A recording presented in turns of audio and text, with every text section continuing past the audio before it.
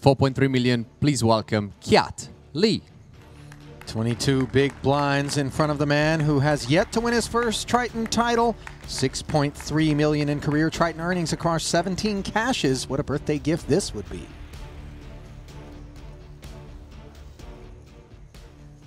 Scene number 2 from Germany with 2.3 million, please welcome Shirzat Isu. Just 295,000 in career Triton earnings for Hisu across 2 cashes. This will be his third. Scene number 3 from Kazakhstan with 2.5 million, please welcome Damir Zhugoralin. Flying a flag that we seldom see in these high-stakes streets, but doing so with pride is Zhugoralin. 51.9 in Triton earnings, just 1 cash before Scene number this. 5 from Germany with 2.3 million, please welcome Leon Sturm. Carries himself like a veteran far beyond his years. Young Sturm, just 1 million in career Triton earnings, 5 cashes. Scene number 6, 725,000 from China. Please put your hand together for Wu Xiangyu. First timer cashed in the 15K, 45th place, the minimum. 23 under his belt so far, more to come. Scene number 7 from Austria with 6.6 million. Please welcome Roland Rokita. Rokita, 26.8 in Triton earnings. It all came back in Vietnam in the 20K mystery bounty. He's going to be adding at least 94 to that tally here today with his second. Scene number 8, 3.1 million from Germany. Please put your hand together for Tobias Schwecht. Producer James Dempsey, doppelganger, flying under the German flag as well. 500,000 in career Triton earnings. His 4th career cash came in as the chip leader today. Scene number 9, 8.8 million from Belarus. Please put your hand together for Mikita Badziakowski. When it comes to the Triton streets, few strike fear like Bats does. Almost 18 million in earn, 4 titles. This is his 23rd Triton cash. And last but not least, from Russian, our chip leader with 40 million. Please welcome Alexander Zubov. Now Zubov did dip in late 2022 in Cyprus and play an event. Jeju here, the 15K 35th, and now untold how much he's going to take home here in the 20K.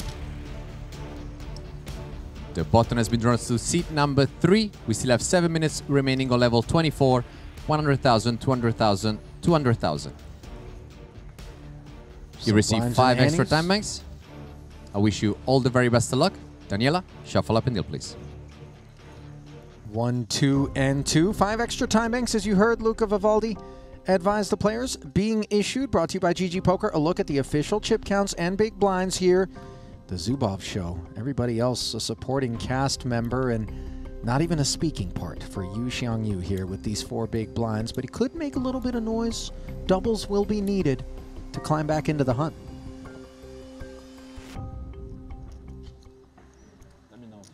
Spins, as we refer to them. Spins are required. So then, cards are in the air as we hunt our champion, the 2nd of 17 here in Jeju.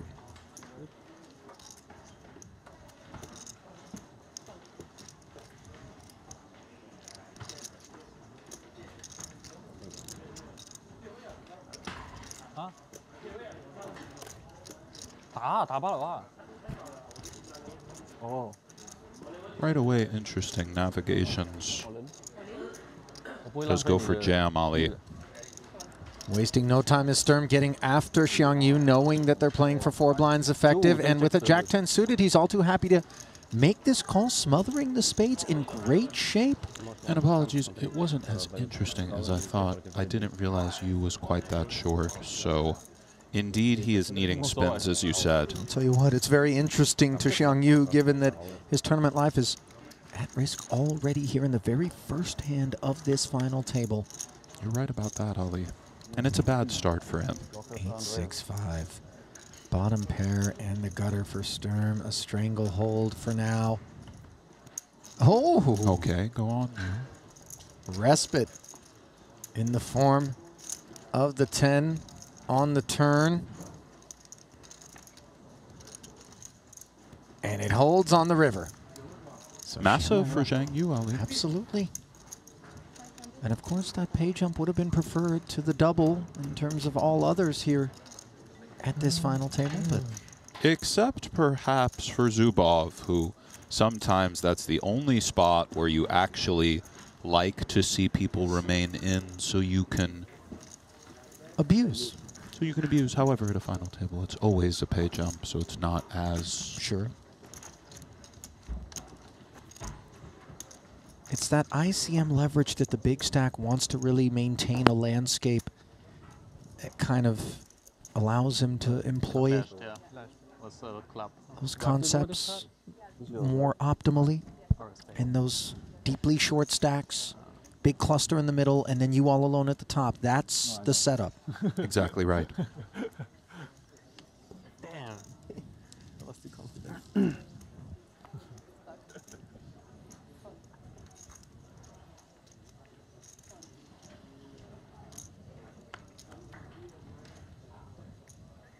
Here is the Tsar, as we've christened him. He folded 10-7 suited hand 1 in the hijack. Ace deuce off.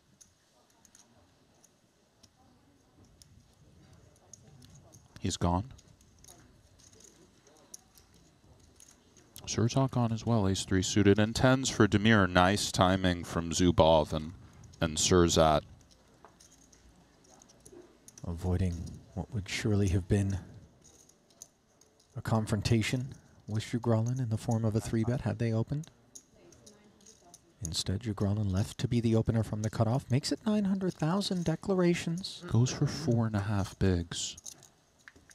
And a good chunk of the 2.5. Sent to the front lines. Take it, sir. Oh, it's 1 million or 500? 500, right? It's 500, yeah.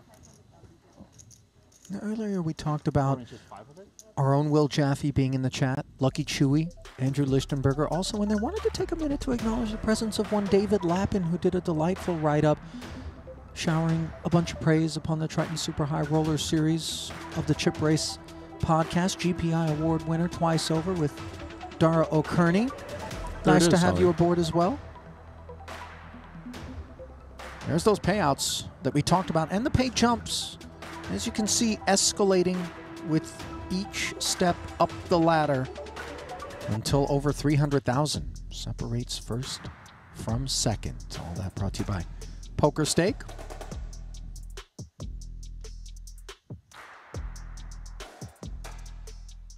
Speaking of steak, Rasty and I went over to the Italian joint out here at Chinois World last night. Grabbed himself a steak, ordered it medium rare. It arrived where some of it was indeed medium. Go on, Ali. Let's get to the point. Part of it was medium, and the other part was rare. But I wouldn't say the entire steak was medium rare. It was it moved its way back to the kitchen for a little bit of anyway. There it is, everybody. Though that was really a wonderful review of the steak. Thank you for that, Ali. We see Zhang Yu is all in. And for Roland, in the face of the 5.75 BB jam, he's intrigued in the small with King 9 off, but is it enough, Ali? Only Roland knows the answer for now.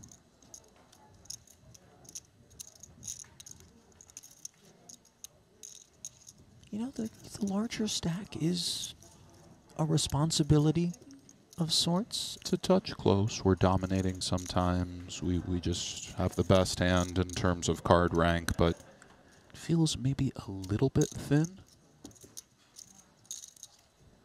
Close, though.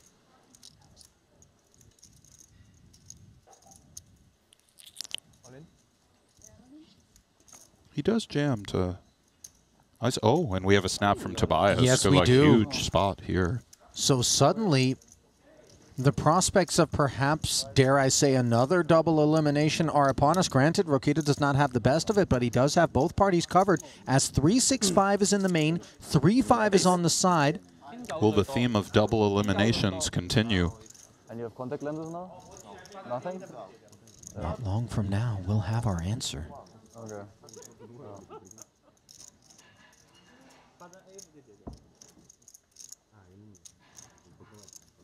Flop we go. King 7-3. It is Club top working pair. for Tobias. Indeed, it is top pair, though. The covering stack in the lead right now. 47%. Schwecht working the clubs. They fail to arrive on the turn. This really has been the theme the last they come hour in twos. so. You don't see double knockouts. It felt preordained from the gods. Good games, gentlemen. Wow. Just like that, Ali. So then in terms of payouts, Nick, given that Yu Xiangyu entered this particular pot with fewer chips than Tobias, he will claim the 9th place payout.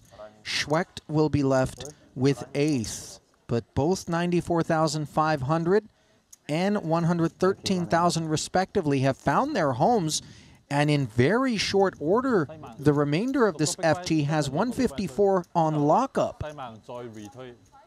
Indeed, they do. And for Schwecht, waking up with the 210, Great so run, dreamy. Schwecht. Love watching him play. First-timers could prove to be somewhat of a theme as Yu Xiangyu makes a mark here in event number 2, and for Schwecht, adding to his career Triton totals, but Rokita is where the real additions lie.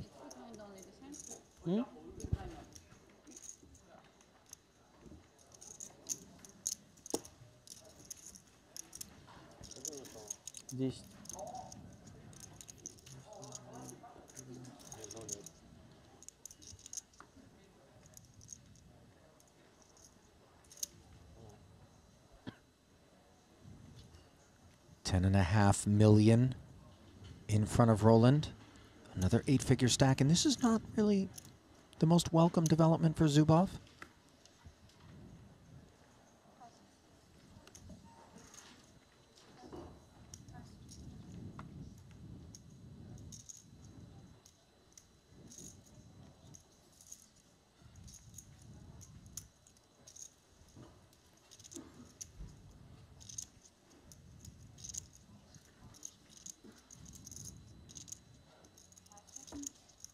Ace-10 suited for Demir Time Bank.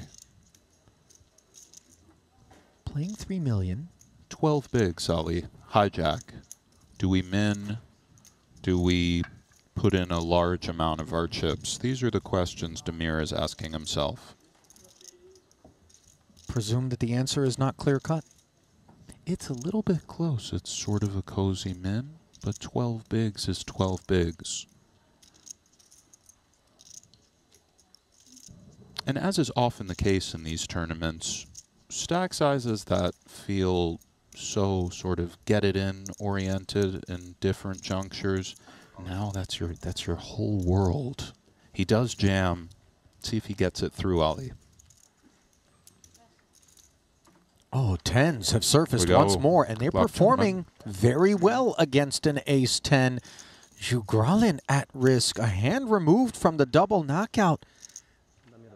I guess I should never mind. Should I call my 6.15 million chip pot. Bad stands to be the beneficiary if his 10s can hold. D-miking perhaps prematurely. That was a premature D-mic. This is a very emotional spot for Demir. We can understand why. Huge spot for him. He has the club working in the form of the backdoor, but it's dire straits as it stands. Would have loved to have seen the kings coupled with an overcard to the 10 for counterfeit prospects. For Demir, indeed. Now he is D-miking. Ace would have done it instead. Good game, sir. In comes the jack, and they are simply dropping like flies What here. a run they really are. To lose 3 this quickly is surprising. Yeah. A very Albeit rare short development. stacks, but still. Well, the deck has chosen violence here in the early goings of the 20K 8 Max FT as Jugralin and company. What a run, my friend. Viva Kazakhstan. Failed to last a full orbit, and the pride of Kazakhstan, Jugralin. Nothing to hang his head about. The payout for 7th place, $154,000. And he will add that to his Triton resume, which already included $52,000 in career earnings. Quadrupling The pride of Kazakhstan. 8th in the 20K. No, I hear you. I mean, for sure. I can't remember. I understand it was in jest. Ever having Absolutely. seen that flag flown in a tournament. You know, you're that right. I'm calling. Love to see that. Love to see new countries arrive. It really is cool. There's so many players who are, you know, go on. What impresses me the most is when we see the flags flown from countries that don't have legalized gambling. You know, you can't play poker on home soil, and yet you manage the sort of aptitude that brings you to these high-stakes streets and finds you a deep Fair run. enough, Ali. First and second here, these are always interesting dynamics. Makita comes with the limp. Short-lived, by the way, was the reign of Rokita in second place as Bads slides into that slot behind Zubov. And you touched on Bads having the worst seat prior to this development, but now not quite as concerned about Zubov because he's loaded for bear himself. Fair enough, Ali. Jack, Jack, 8, 2 spades. Here, advantage Bads Yakuski, who was dominated pre.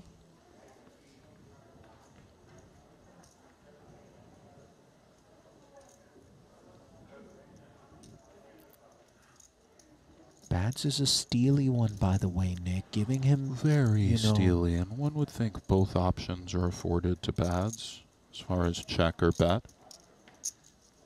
Highly steely, though. You're right, Ali. This is a man in his natural environment. Granted, we can say this about a number of people at any given FT at Triton, but in particular, it is Makita, who, when he finds the nose for the FT and just gets himself there, is just ready for all scenarios. Goes check, check. Spade draw now for Zubov.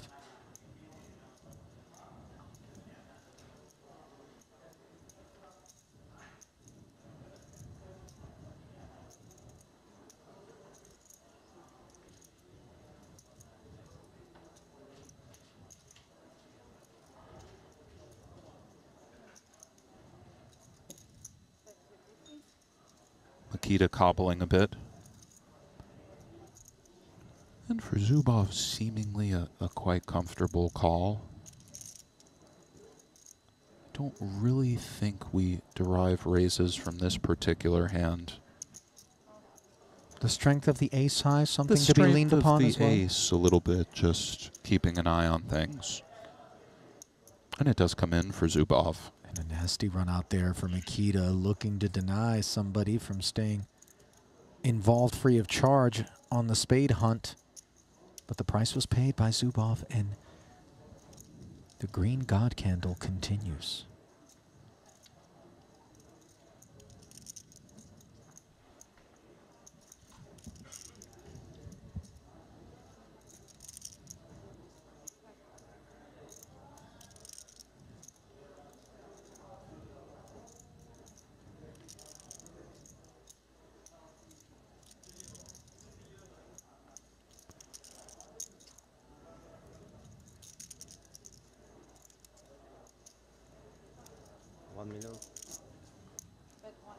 So with the check in front of him, value being pursued by this 9 of spades.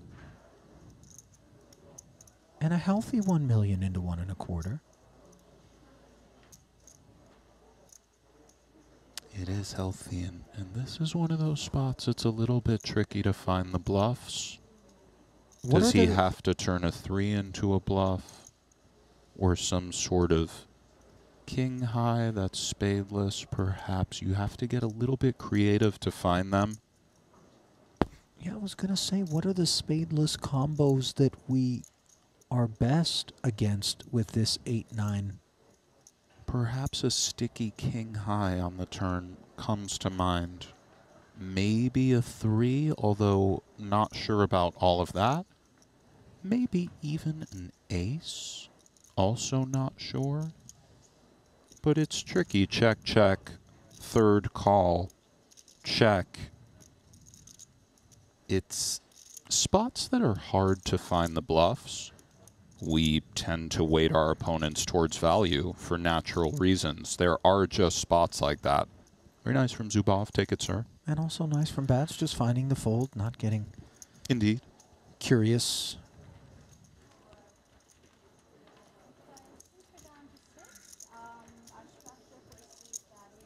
stop for 5 minutes. So from that on, your levels are going to be 25 minutes. But that's it. We're not going to reduce them. Okay, so Sonny's come over to advise the boys. We're going to play 25-minute levels now from 6 onwards, but we are not going to be reducing it any further than that. Does that have a genuinely substantive impact on any of the procedures out there? I mean, granted, going from 9-handed to 6, we already know the inherent, short. Not too much. A very minimal adjustment in the amount of time per level. I don't think it's too substantive, but I know what you mean. For Leon in the hijack, 1.8 at 250. 1.3. Goes for 1.3. And obviously, this is a declaration.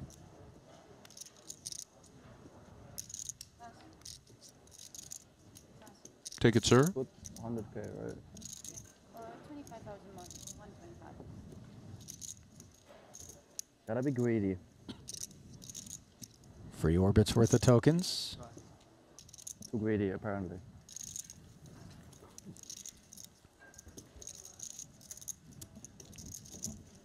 Sturm is a great kid and a fantastic player. Yeah, I really like him. I've played quite a bit with him. Okay. I just like him. A little dry sense of humor. Nice kid, very affable, very icy. And again, just, clearly fantastic. It doesn't take long to realize. Yeah, you kind of log some data points when you're out there observing. I'm sure even more so when you're across the felt, engaged in battle. You begin to kind of categorize folks. Okay, this is one cut from that cloth. Key card for Makita in the cutoff. 5 seconds. Raise 500,000. Ace deuce opens. Zubov ace 4 on the button.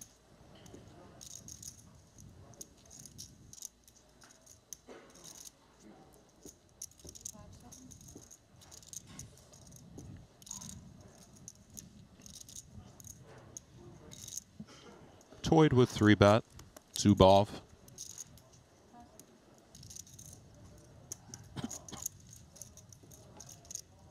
See if Surzat defends. These are always awkward with big pay jumps. I like that But he is refrain short. on the button, by the way, out of Zubov. I mean, obviously Bad's pumped on up to the 8 figures. Not really to be toyed with at this point, but we find ourselves sometimes venturing into unnecessarily murky spots. I hear that. I've certainly ventured into the unnecessary murk a time or two. It's always in hindsight as you've How been did I showered. get here? Yes, it's exactly some point in the pot. You just have that strange And epiphany. often when you venture into that realm, it compounds. Right. Yeah, it gets worse and worse. You try to, paint your masterpiece out of there, and then you're eating ramen with Ali. Right. Out of there is definitely the key word. Snowman for Rikita. 500. Raise 500,000.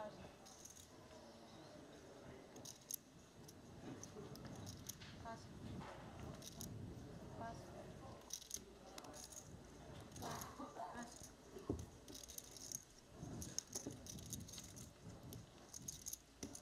Suited connectors are the stuff of temptation.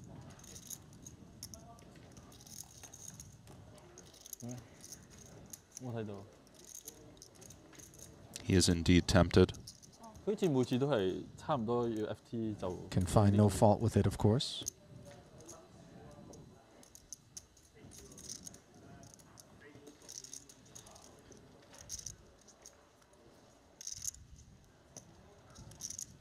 (10-9-6) monotone here. Straight flush draw for Rikita, and a little something on the stovetop for Sturm in the form of bottom pair and a gutter. Obviously, 2 of the necessary 8s to make the straight busy across the way. These are quite interesting in theory, these 7, 8 BB spots where just the play is meant to have some ideas that are a little bit tricky. I would think in the face of this small c-bet, Leon goes for call. I don't think this is quite enough to just live with on the monotone board. However, let's see. And he does size up his bet a bit. He didn't go for stone min, rather 350. As we await the response from Tricky the young spot German. for Leon. When the SPR gets shallow, we do sometimes just live with equity and accept our fate. But 6-7 diamondless? Perhaps call? Unclear.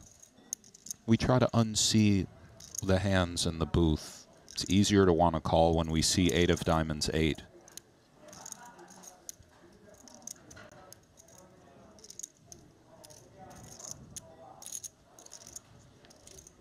He does go for call, and we can see he really is in dire straits with only 11%. Yeah, and you look, normally the 1 SPR setups are kind of charted towards on the river, and yet here on the turn, that's exactly where Sturm finds himself, and you do need to look into the crystal ball a bit when you make these flop decisions in terms of those developments. Now Rakita two-way straight draw to go with the diamond.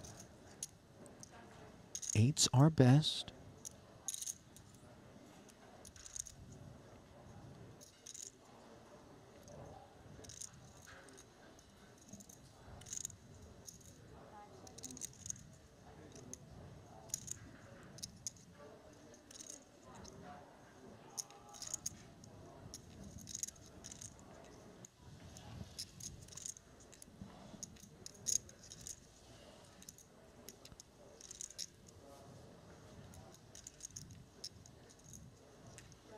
Rakita with the understandable check back, Nick, I would imagine. This is a tricky spot. The diamond does come in, and I don't think Leon feels compelled to turn this 6 into a bluff, although it is interesting. If we don't bluff this one, where exactly do the bluffs come from? Yeah.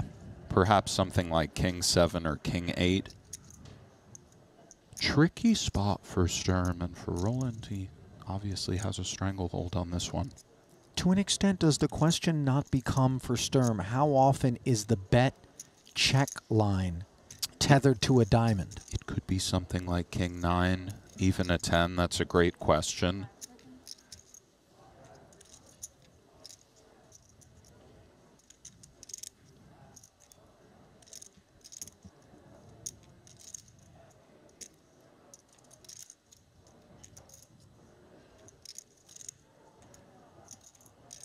And Leon's range is very respectable here. He's not defending nearly as wide as he would be in a normal scenario, so he can leverage that somewhat. Wouldn't be shocked to see him turn this into a bluff, but it's a very unclear spot to me.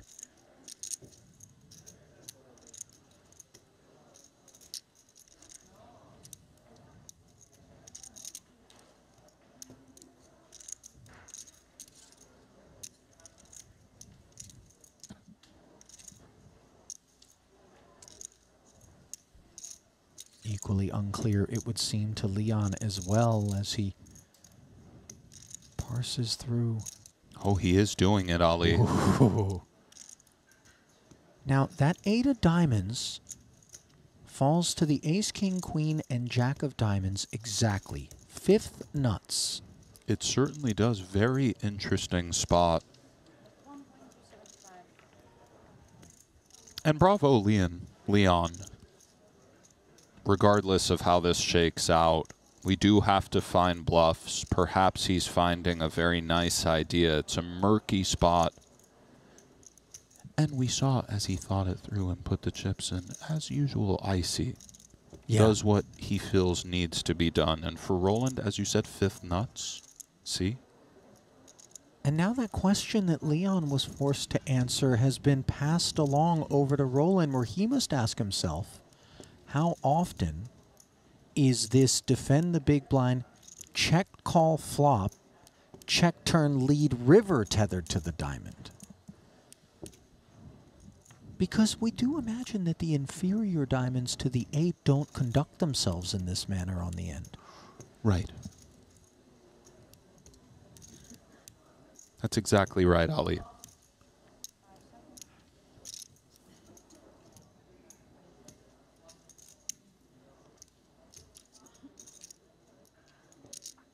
And to expand upon that, Nick, how often do we anticipate a jack of diamonds, a queen of diamonds to perform in this manner on the end? Sure, and also, well, those are quite strong, but sure, and also kind of echoing the Mikita Zubov spot, although it was a blind versus blind situation, so it was much different. Leon kind of has to be turning a hand like this into a bluff, and if we aren't sure if he is, because mind you, he check called 350 on the flop, so he has something very reasonable.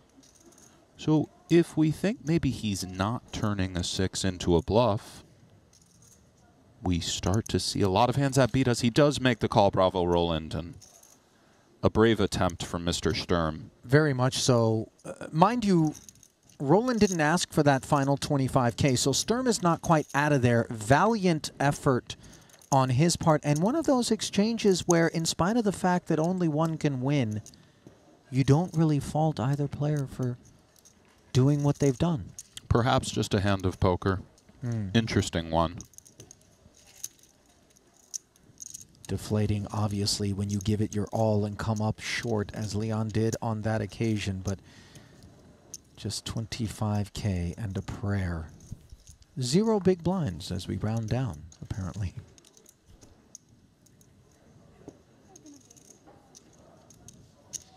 Did I use 5?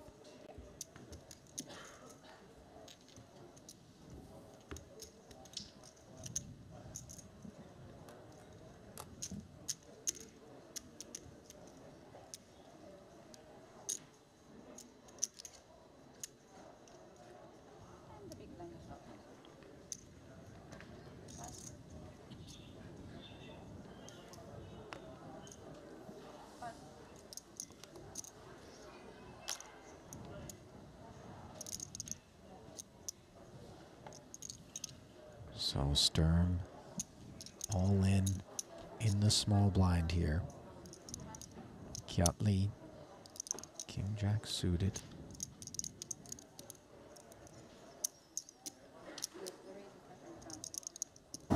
Not a 3-bet, just an open to $500,000. Perhaps the system thrown off by the all-in of Sturm in the small, but we know what's going on out there. Rokita defending with the Queen 5 suited. Most of the action will be on the side, which is active. 950K strong between Rokita and Lee. Ace 7-6.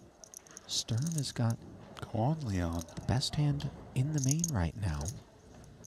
Meanwhile, Kiat checked over to him. Best hand on the side.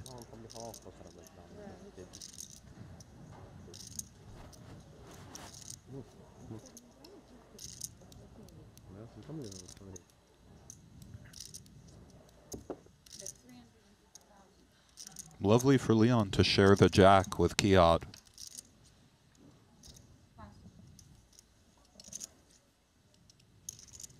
So then, out of the way goes Roland. And Sturm in a great way to haul in 325,000, which, by the way, is a tremendous number of chips when you began the pot with just a quarter in front of you. Jack on the turn. Kiat could now counterfeit the Jack 7 with an ace, or best it with the king. And that is... Very good game to you, Mr. Sturm. It's a brutal run out, isn't it? Okay. Hats off to the young German as he falls prey to a violent deck here at the FT of the 20K. A 6th place finish for Sturm. The haul is handsome, of course, 210,000, which he will be adding to his career Triton total of just north of 1 million coming into this one. Sixth cash, and it's a big one. We have not seen the last of Leon Sturm.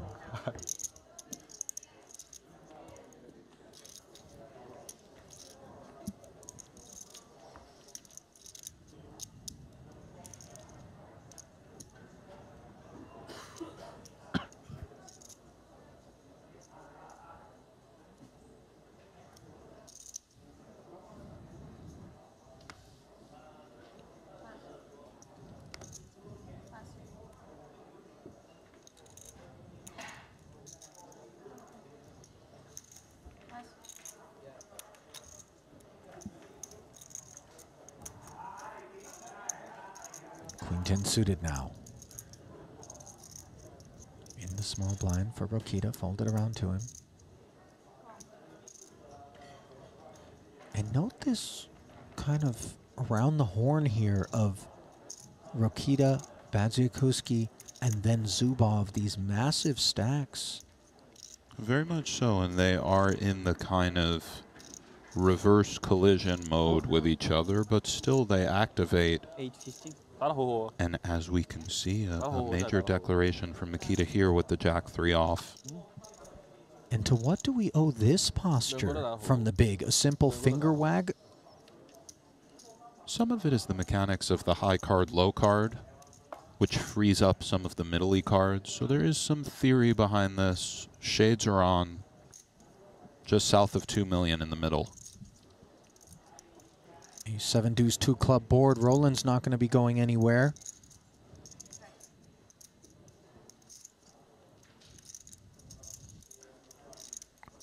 Checks it over with the flow.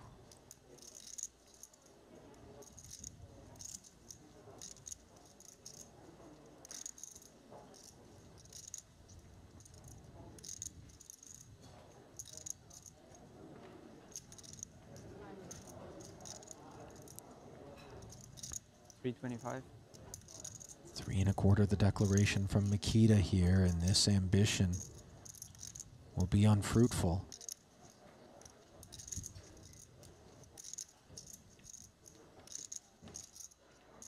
Once upon a time, these flush draws, we would see some frequency with which they would check raise. Feels as though it's less often, not to be too generic about it. Know what you mean, Ali. The flat from Roland, and in slides the club. Mikita not only picking up the inferior flush draw as Rokita's already there, but also hitting this 3, and one wonders what he'll do. Firstly, interesting to see how this turn shakes out. And of course, some disastrous rivers for Badziakuski. Does he want to exert pressure on a 7? Or simply check and try to realize, which seems somewhat pragmatic with this one. And he knows Roland has a real amount of ace-x despite the initial limp. Just on balance. Also acknowledging the depth of Mikita's stack.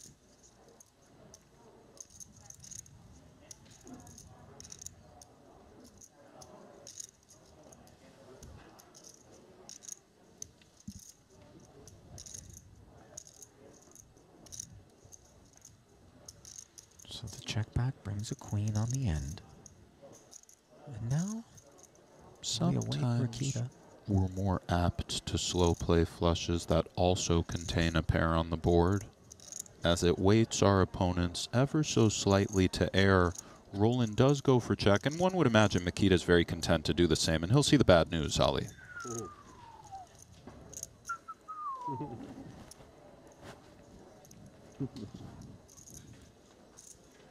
Well, it certainly could have been a bit bloodier. But in the end, Mikita keeping the damage to a relative minimum.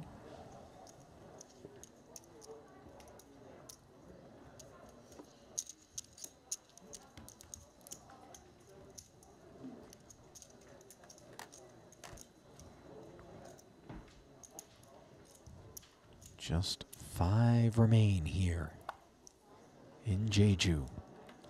Event 2, 20K. Could you just put it here somewhere, just not throwing it too high? Thank you. Really has moved quickly, Ali. We got here in a matter of 3 orbits. Every once in a while, it moves very quickly, but it feels like it was 14 recently. 10-9 suited for Badziakuski in the small. Oh yeah, zooming out to even before the FT, we had some pace. Limps. Inferior 10 for Zubov. And this is the type of hand that Zubov will raise sometimes with.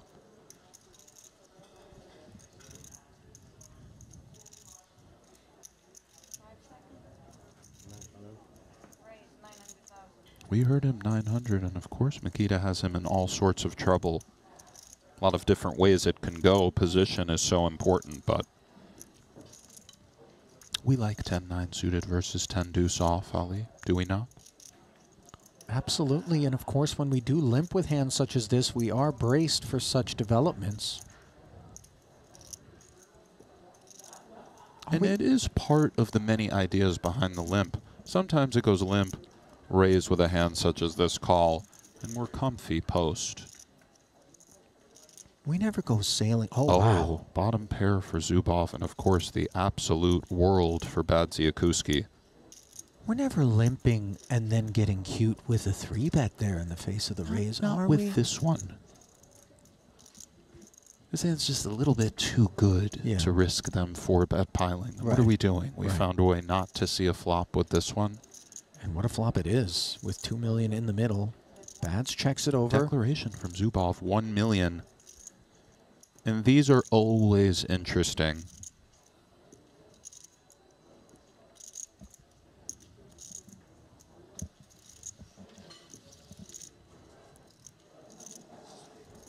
All options available in terms of flat or check raise, or do we like to just continue? I'm not so sure. I think call is far and away the choice.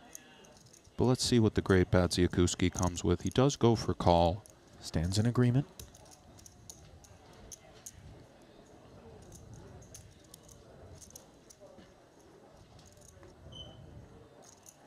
No help for Mikita.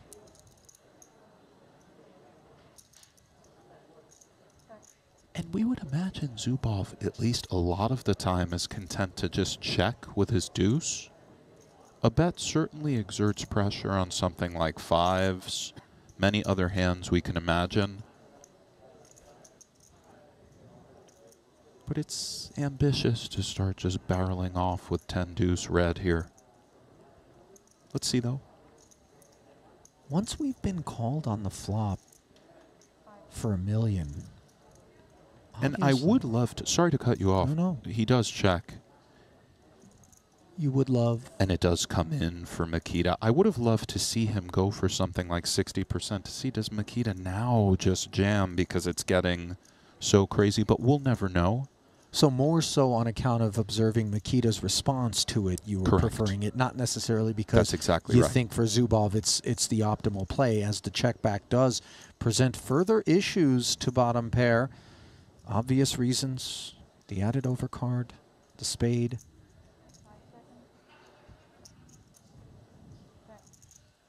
Mikita now looking to induce in the event that that pre-flop raise was attached to ace-x. Very much so, and it's an interesting spot for Zubov. Does just check, and a wise choice it was. Those are the ones where we lose, but we feel all right about it.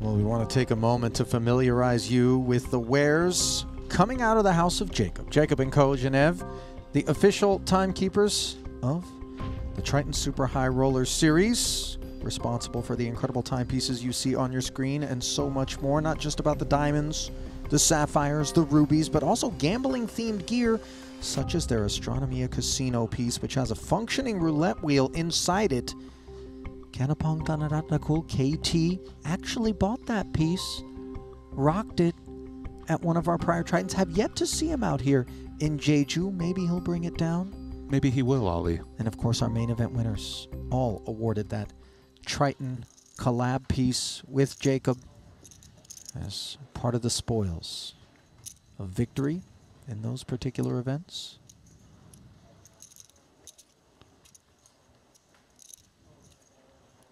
Surzat needs... He needs nothing at all from where I'm standing. Nick, if you observe this look 7 here. bigs, though, under the gun. Yes. 5 chips. now. I believe the blinds are up.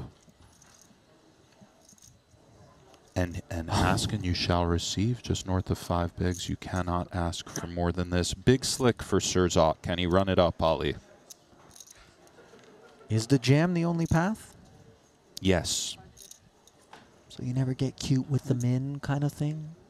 No. Okay. Not off 5, you know. Even off 8 or 9, there are ideas of getting cute, but 5, it just goes in. It's almost a bit more alarming to someone if you do min raise it, is it not? It looks like it's begging a bit. It's like in Raz when they check the ace deuce 3 when you have the big cards. It's you just don't do it.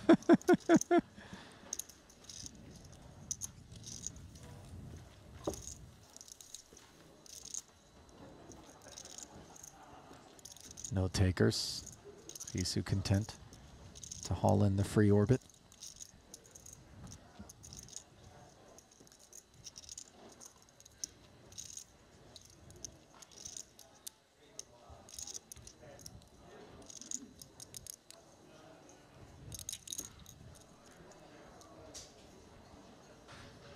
Onwards we march. Chat, where are you watching from? What are you up to? Roll call. Where are you? What are we doing? Are we having a bite? Anybody out and about? We see a lot of people out there from all walks of life around the world, and we love to see that, Ali, don't we? Sure, it's a deeply international affair. Every single one of these Tritons, more and more so at each successive festival, it would seem. And we tend to keep that in mind when selecting our locations, you know. Ease of transit, geography, proximity to our markets. Bangladesh is in the building. We see you, DJ Simon. London, England, baby. Madrid, Moscow. Moscow in caps now. Isle of Man, Vietnam. Istanbul, Germany. We love to see this. Spain is here. Perhaps they're in Barcelona. Hang on. Tenerife, Canary Islands. Seoul, Korea just had a little Korean barbecue. Delicious. Boston, stand up, Boston. Awkward hour there. We like to see that. Now I see Kathmandu, Nepal, and now I feel as though we're reaching, you know, respect, by the way, if you are out there in Kathmandu, and perhaps you were the first to answer, but that dial-up connection kind of took a minute before it hit the chat. France, Moldova, and Epstein Island. There it is. There's always one, Ali. This is how I know we've got a good sense of humor out there in the chat, which certainly suggests that they're game for some of our hijinks out here at the booth. Obviously, never coming back to the action at the expense of respect for these greats. And for Surzat again with that 5 BBs. Seems like this might be the time over the Makita Open.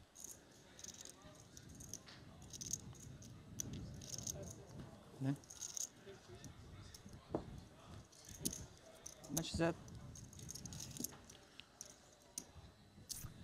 Not too much.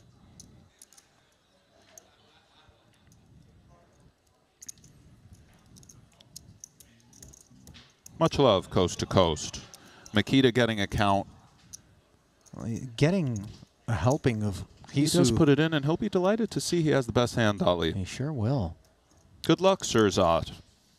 And we don't fault the King-Queen for conducting itself in this manner from the small blind. This is just a collision of a couple of hands. Advantage, Makita as it stands. The covering stack, 4.1 in the middle. Can the Germans stave off elimination? An ace in the window, okay, but a little king. help behind. On the hunt for paint.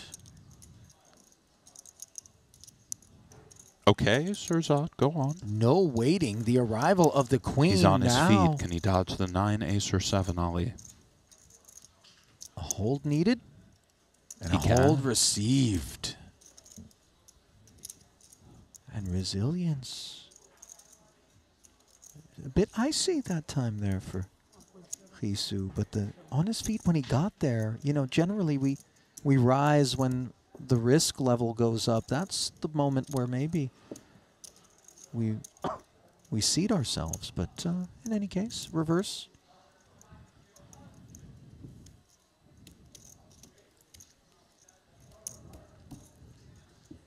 And for Makita, sizable nibble out of his tokens.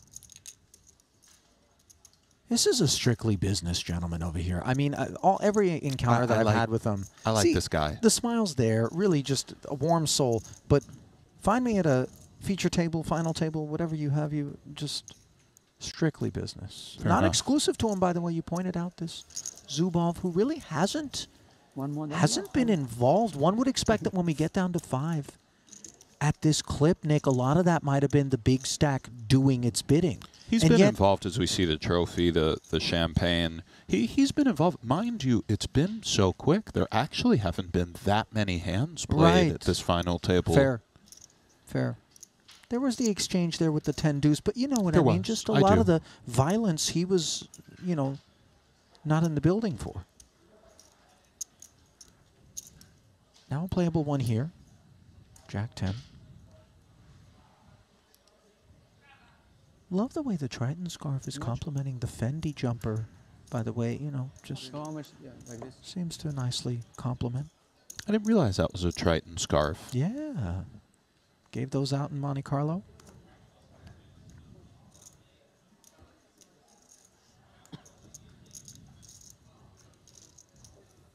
Upstairs we go. Out of there is Risu. Queen Jack now playable for Bads.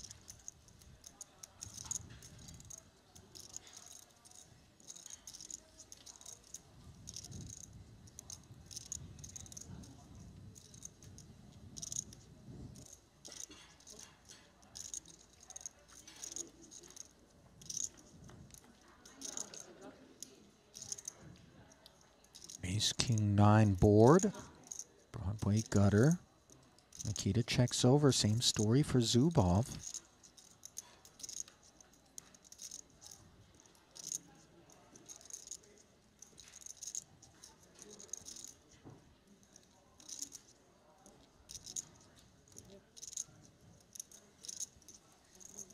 He goes for a sizing on the bigger size, and in the face of this, we're curious to see how Makita responds.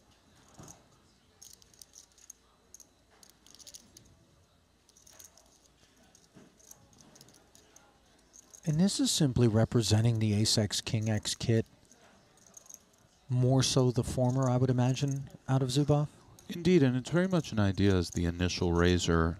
We can kind of always go big on Ace King specifically. As we have that and they don't, he does call. Interesting. One could see Makita leading here at a very real frequency. He does have a disadvantage in the stone nuts, which is always annoying. But he has the king quite a lot in this check big bet call line. Let's see. I don't think he just leads everything by any means, but we shall see.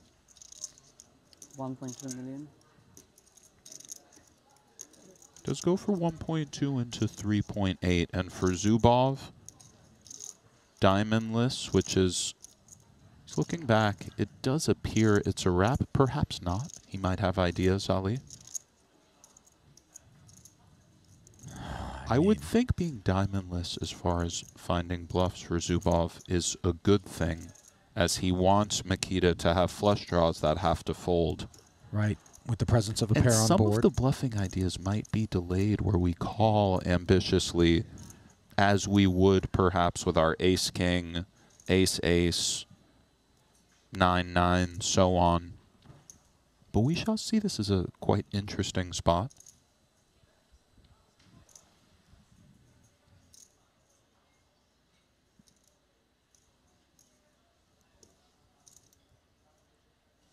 does feel very much like retaining more of that ace-king exclusively for Zubov is the notion percolating, but in the end, he does fold. Nice activation there.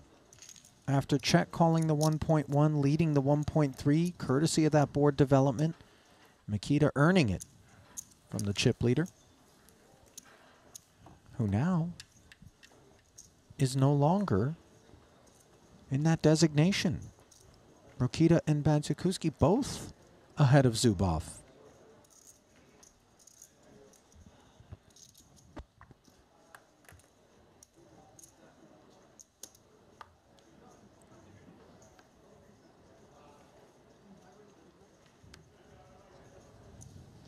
Kat Lee, largely uninvolved.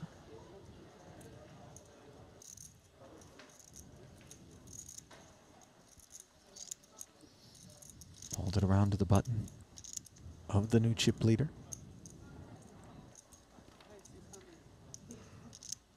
Chip leader, but as you touched on before, very close. Yeah. It's a three-horse race, if you will, just in terms of the three big stacks versus the two smaller ones. This seems quite three-bettable. I do think Mikita will play some flats here as well, where other spots at final tables we don't really seek to flat at all. Here it's a bit different, and for Zubov, this is quite comfortable closing the action.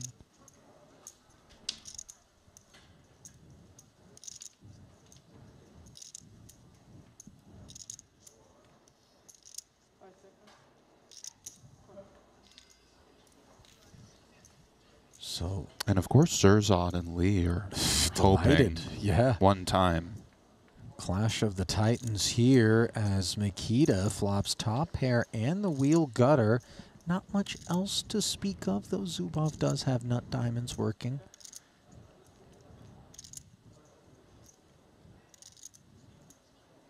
Played as a check to start things off by Mikita. Same story for Zubov, and just adrift is Roland, but we remove some of the deuce x 3x combos from the raise calling ranges of the blinds. Maybe less so the big blind, but I don't know, Nick. Sure. Roland's card's just very poor, though, on that board. Yeah. And now look at this, 3 of diamonds, which brings that aforementioned nut flush draw to Zubov.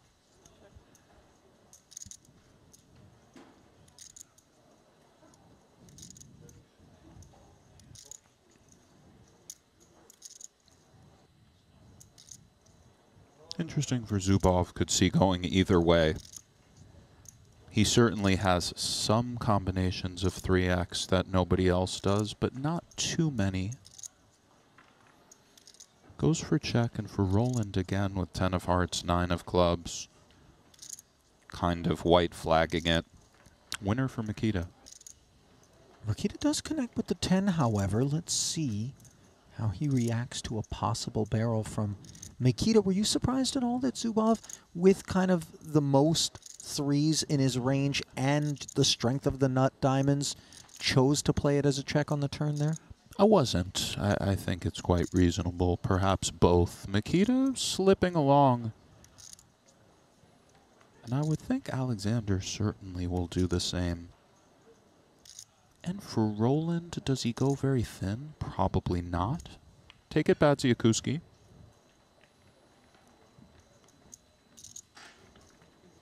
And obvious reasons, these three really going to be presumably sheepish about collisions with the presence of Lee and Chisu out there sitting at 14 and 13. Indeed, bigs. although I think Mikita's check on the end was more of a slippery balance nature than collision concerns, but indeed. It all plays a part. But it is a very interesting table dynamic that has suddenly emerged. Granted, Mikita winning that one has sifted things a touch. He is the chip leader. Rokita second, Zubov third. Then the big drop off.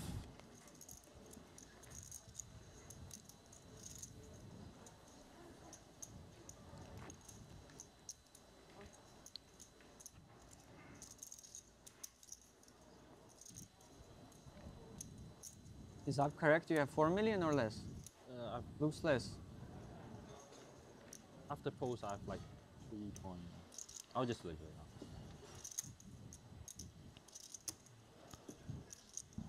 out. 1, 2, 600. 3, 3, 1. 600. 1, 2, 3, 250.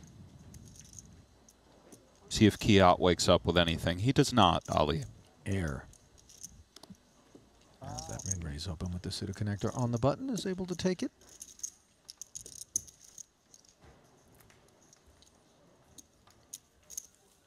Is this, as tread lightly, a phase of the program as I'm tempted to believe that it is for all 5 of these guys right now? It's more tread lightly, again, for kind of whoever finds themselves in second to third. For Kiat and Surzat, they need to do what needs to be done. Kiat with 11 big, Surzat with 14. You can only tread so lightly. But for Zubov, certainly with 35 bigs, Roland with 40, it is a tread lightly situation. And for Makita with the chip lead, he gets to kind of, we just saw the 5-4. There is an $80,000 roughly difference between 5th and 4th. So the jockeying is with good reason between Lee and Hisu. That's right.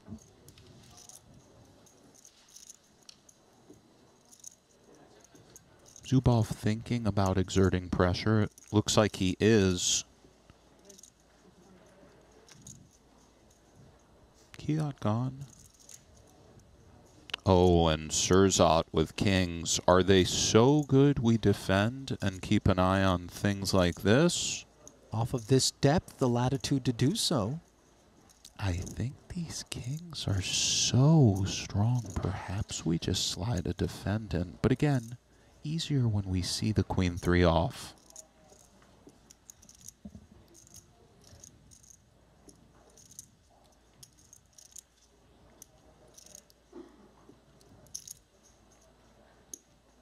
Surely Hisu must know that there is a broad array with which Just Zubov jam, will be and it's opening. understandable, and agreed, he does know.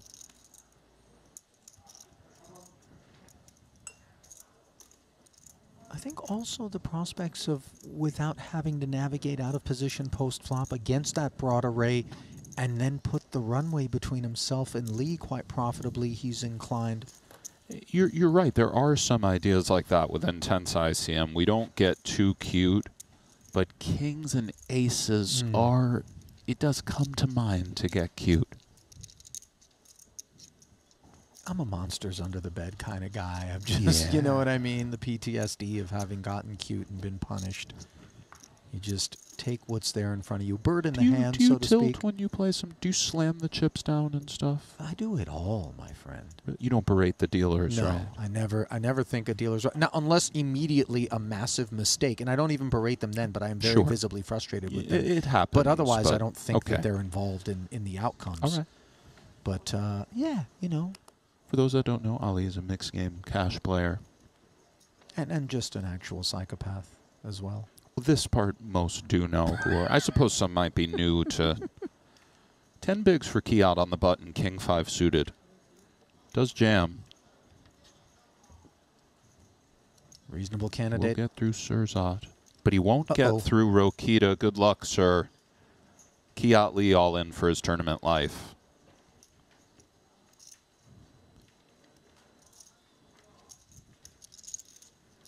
%38 equity, roughly a 3-2 dog, is Kiat. Can he show the same resilience that Hisu to his left has thus far here at this final table? Will he leave this group four-handed? 1 off the top and 3 to the middle. King, Jack, 7. So far, advantage Lee in a very major way as he climbs to a 70% favorite in a $6.5 million chip pot. Now no longer the case, as an ace on the turn plants Rakita in front. Lee in need of the king or the 5 to stay alive and finds the king of hearts on the river. Go Trips. on, Kiat. My. Swingy run out there, Ali. A whipsaw.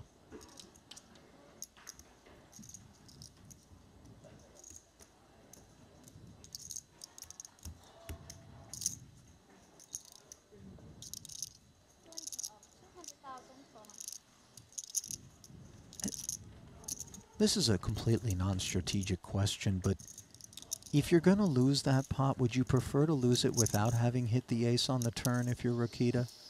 I personally would. I'm with you on Suppose that. it's subjective. I really don't. Yes. You know what I'm saying? Sure, of course. Just rip the band-aid. Just king 5. No, the you know whole what I mean? you're behind, you're ahead, then you're Yes. behind again is Very we the teaser.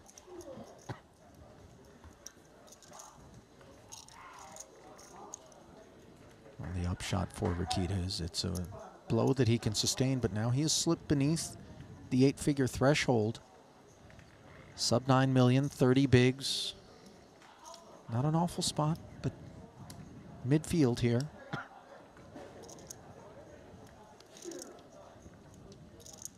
Lee, 22 bigs in front of Hisu.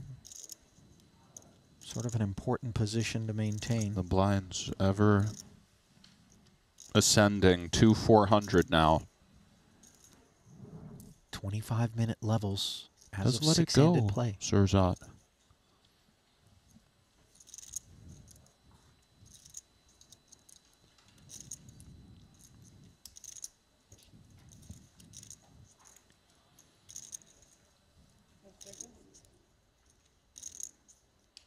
$1.2.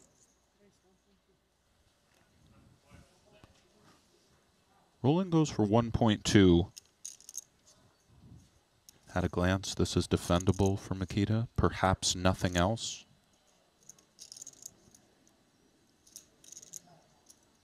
Well, the king 5 suited did so well for Kiat. Let's see how it performs for Roland.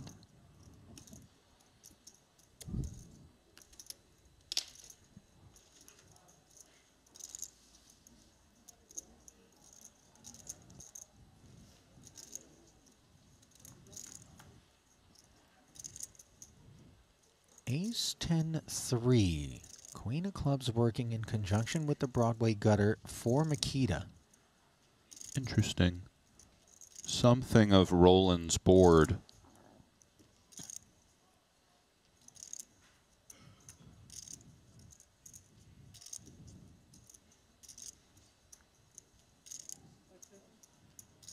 $1.6. He goes for 60%-ish. Makita not going anywhere, Ali. This could play a lot of different ways.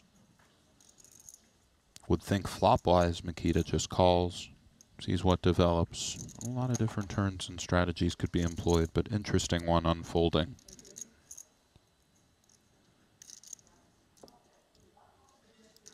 Flat, the preferred course of action, as an extra 3.2 slips in. Needless to say, the short stacks love it. Just one more. Okay. Sorry.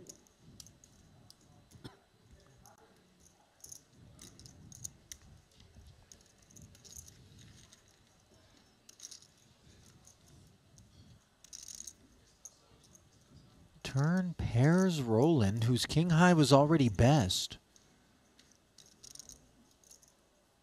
Odd spot for Roland, objectively. How to proceed is not entirely clear.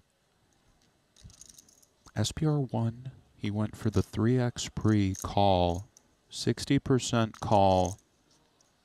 It is somewhat our friend not to have a club. Or I don't know, Ali. This is a tricky spot. And a not at all insignificant pot, which has now grown to 6 million. It began with the small blind open to 1.2, 3x. Makita defending. And then, as we just witnessed, flatting in the face of the 1.6 million chip c-bet. Now the action has been passed over to him on this turn. A highly understandable choice from Rokita.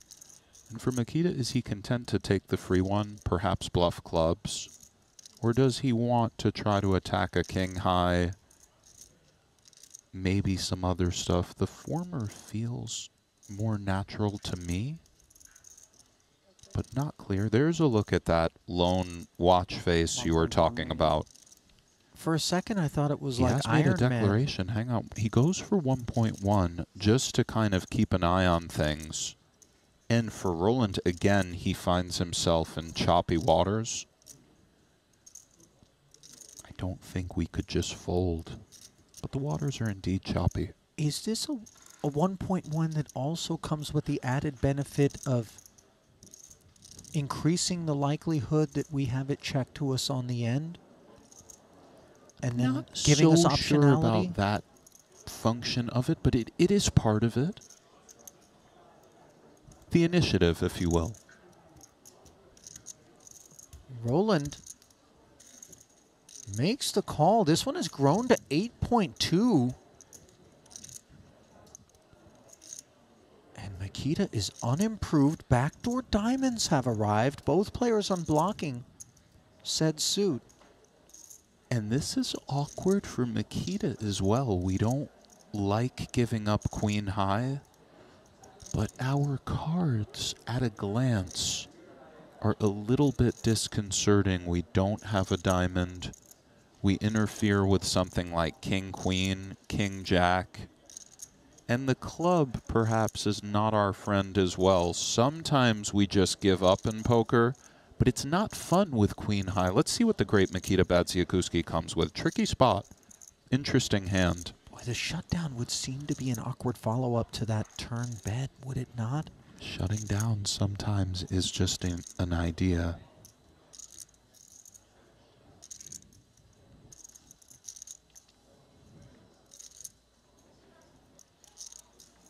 Boy, but stepping away from 8.2.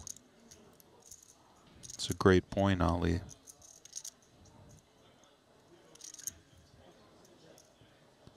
He did shut it down, Nick. He does shut it down. He'll see something of the bad news, a hand that perhaps would have been, and he's having an internal post-mortem, Ali. Of course. At a glance, his line seemed quite nice. Not a given, by the way, that Rokita was going to go away, given that none of the inside cards between the ace and the 10 showed up, nor did the club. Good point. And obviously inconvenient to be holding the king for Rokita, as it blocks some of those inside combos that we want to assign. But I for one, would have loved to have seen Makita barrel just to see how Roland would have reacted to it. Nevertheless, such indulgences not afforded us, but a nice pot afforded Roland Rokita, and without having to make a big call on the end. 13.25 million puts him in front, as Tsar Zubov rests in third. 10 million in front of him. Bads has slipped to second, 10.6 rather. And there, lingering, are Kiatli and Shirzad Khisu. 278,000 on lockup, the roughly 80K hop. That which is on deck and available to those who make it to the top 4.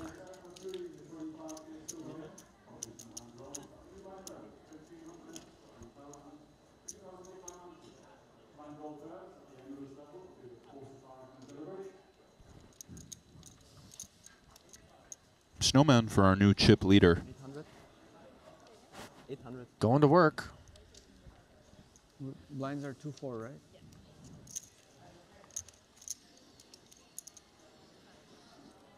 Oh, an ace-queen suited for Zubov. It does appear it's likely getting all in pre-Ali. This will be a massive flip if it does. In spite of the presence of those shorter stacks Even out in there? spite of those 8-8 ace-queen suited, so much hand button BB. This is a mandatory raise for Zubov, and for Roland, again, 8-8 in the face of the jam. We keep an eye on the small pairs. Stuff like this lurks. Roland doesn't love it. No, it's a deeply uncomfortable amount for the eights to have 24 bigs is deeply uncomfortable. I agree with you. But I think he just has to do it. Although, you're right. It's close, for sure. Two bigs, we can simply walk away unscathed, but those 9.5 million, far more impactful, especially when we presume that best case scenario we must see 5 against 2 overs. The best case scenario is that Zubov has 3s, 4s, or deuces. Are those there? I believe they're there sometimes. Sometimes the way these go is the low ones are there. The middly aren't always as far as the pairs. It's kind of the low ones, the overs, and then even some of the high-low ace-x suited. Here, perhaps all pairs are just in. Even the big aces, kings, queens react this manner? No, those Maybe are not, going right? for a smaller raise pre. Does make the call. Good luck, gentlemen. This is a massive flip in regards to equity. Or EV, rather. He's letting his rail know, Ali. 20 million, roughly, in the middle here. And of course, looking on with great interest are Kiatli and Shirzad Khisu as that 80K pay jump could be realized. If the 8s hold, and an 8 in the window, awful news on this spadeless texture for Tsar Zubov, who came in the massive and overwhelming chip leader, and it is all unraveling in a hurry. He could draw dead on this turn. Great run. Does exactly that. GG's. But obviously, the statements that were made en route to the chip lead coming into this final table by the Tsar Zubov going to reverberate throughout Jeju. Reverberations indeed. She's got the shades on, a little post-game kiss. He'll be back. A little kiss of $278,000 as well to pad the investments from this point forward here in Jeju for Alexander Zubov of Russia, as the remaining 4 have $355,000 locked up. That peek at the payouts brought to you by Poker Stake. The chunky part of this $4.5 million looking for a home, Nick. And Shirzad and Lee have really hung around yes. and find themselves four-handed. You know, you ever been to a party and there's a dude that like hours earlier you were convinced had drank so much that he would be in a bedroom asleep, and yet, you know, 4 to 5 hours later, he's just still walking around saying hi to people. You're like, you're still here? Yeah. And awake and alive, for that matter? Yeah. Decision for Badziakuski. And yes, Sally, I am familiar with that phenomenon. It's a character. Goes for call. And a decision for Kiat. Would think just call comes to mind, as Makita's range is quite strong. But these hands do sometimes make declarations. He goes for call, and we have a 3-way pot that Shirzad watches with bated breath. Double dominations for Makita here against both opponents as it comes 8-4-3, and the ace-jack is in front. Clubless board texture. 2.8 in the middle. Is this a standard sort of choice with the 2 shorter stacks by Makita, not to inflate one with ace-jack suited? I think so. His stack is worth so much right now, but it is close certainly. For me, just the prospects. I guess the trouble is when you 3-bet and all of a sudden Rakita looks around and goes, well, wait a minute. I could just 4-bet you and you've got to fold so many hands with things as they are. Just do it with. And Roland does find the 9. After a round of checks, a very improbable lead secured by Rokita, courtesy of this 9. Third hard on board, nobody with the flush draw. But the ICM kind of pressures that Rokita could apply in the face of some cutesy 3-bet from Makita is in part responsible for the discipline with the ace-jack suited. I don't know about that exactly. The spirit of what you're saying is, yes, don't collide with Roland, but I don't think Makita's thinking if I 3-bet, he's just going to put me in. You know, Roland still has to have something real, as Mikita's not just off to the races 3-betting him at all, which Roland would know. But we're in something of agreement, Ali. He goes for 600, and this likely just does it.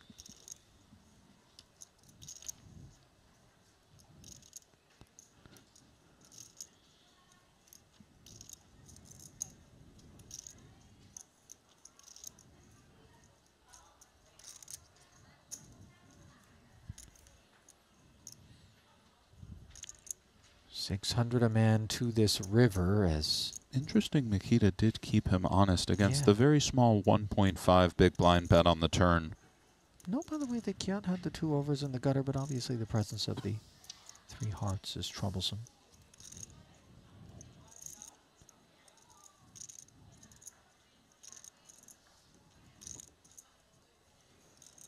$5,000. 6.5 is not right, right? No, it's not count this one yet. And he goes for essentially 10% pot. 5, 1, 5, 2, 5. What do you make of these extra milky sizings, lines such as this? They generally contain 6.4 minus hands sort of like this and worse, 1-pair hands, some exotic bluffs. They're difficult to contend with, and for Mikita, the price is so great. We beat things like Queen of Hearts Jack. Perhaps that picks a more polar size. Ace Deuce, Ace 5. Does pay it off. Bravo, Roland. Very nice size on the end. Manages to chisel an extra $500,000 off of Mikita there, and it always feels like you got a touch used in spots like that. You do feel a bit, you know, comes with the territory, but it does feel a little bit not great. You catch that little look? I caught it. You know what I mean? Just, okay, I see you, Roland. You're out here chiseling another $500,000 off me on the end? Okay.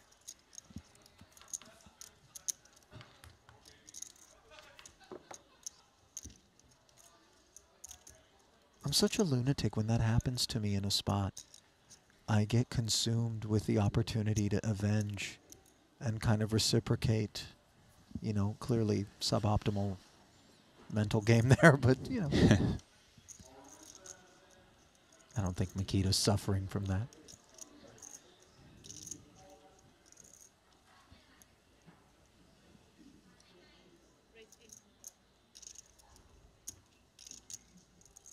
Now Rakita beginning to activate.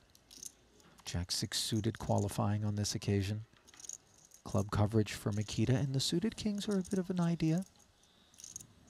Well, not so much here, but they are a strong hand. Landscape not appropriate. How much is it? 800? Well, suited connector, though. Nothing inappropriate about a defense. Granted, it will cost 10% of Isu's remaining stack to dig in here.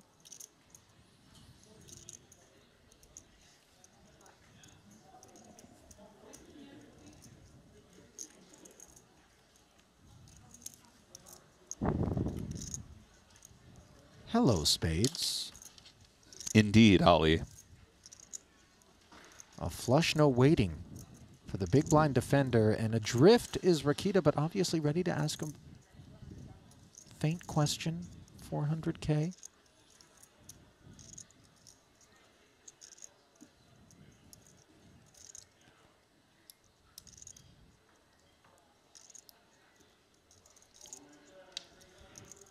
And for Jesus, looking to chart a course for max value here, obviously, with this gift he's been given. It's going to require a specific run out to help Rakita stay interested, but he just decides to jam. He has shown a propensity to not get too cute with the intense pay jumps and such. I agreed perhaps a more slippery course might be called for, but fair enough, Sirzat.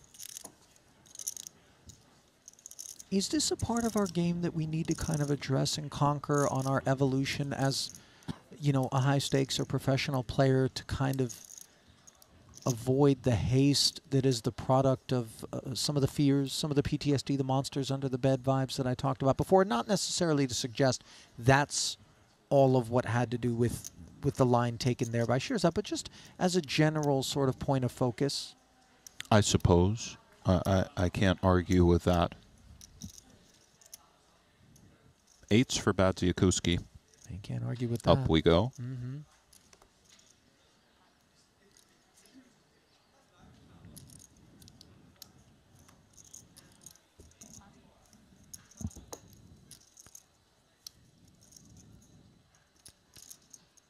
Ace-King suited for Roland, Ali.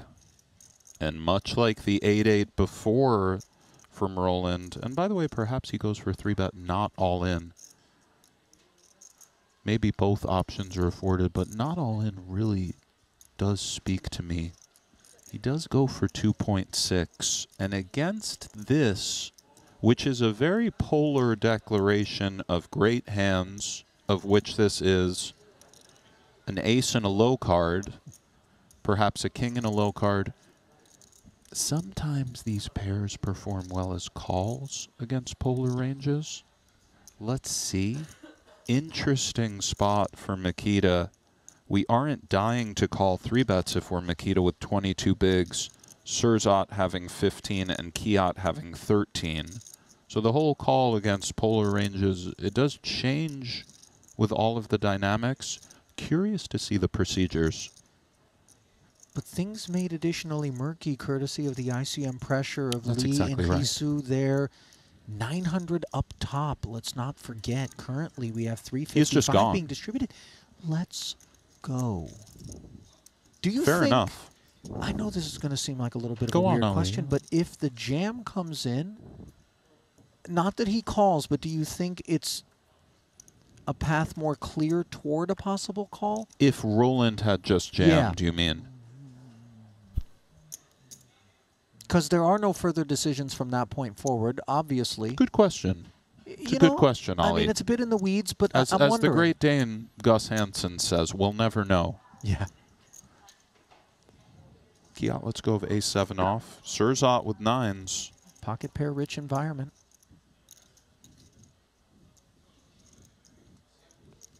$6 million now in front of Hisu is good for 15 bigs. It doesn't all have to come sailing in now, but he is looking up at those two massive stacks to his left, and he's saying, I don't want added decisions. Let's just go. How much is it? And for Makita, it gets no closer than this, truly. We can Evidence see the immediately. correct. By the hands on head. Yes, I like. Yes, I We like. both honed in on that imagery at the same time. Yeah, this is a headache. 5,950.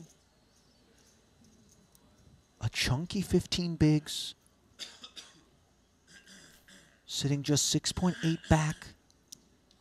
And he hasn't seen what we've seen with some of the recent jams from Shirzad where they've been bladed. Yeah, how much you have? Fair enough. Counting down Kiat as well. Lacking the intel, but not the instincts, Should be 5 million. nor the fundamentals. Asking Kiat for a count as well, Nick. Walk us through. 5,050,000. It's quite relevant to the calculations what the other stacks are. How much is going? 5,900. Which The one I'm fewer using chips now? Number Kiat. 3? The fewer chips Kiat has, the more or less inclined we are to get involved. We're less inclined to get involved the fewer chips Kiat has.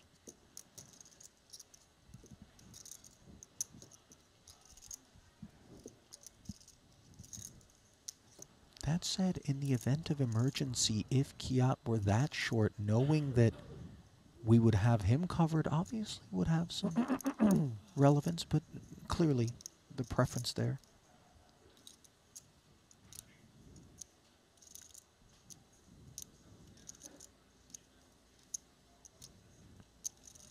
Giving nothing away is Risu. And to avoid giving anything away. In terms of chips, is Makita. Was absolutely cooked here.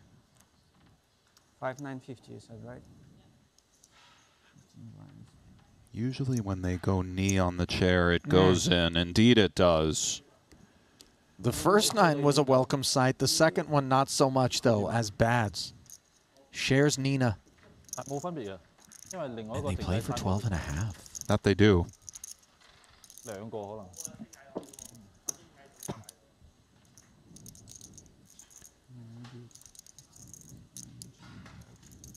If I'm not mistaken, there was a point at which Risu was sitting on 4 to 6 big blinds here at this FT. Now stands to potentially haul in 12.5. And it's a very clean start.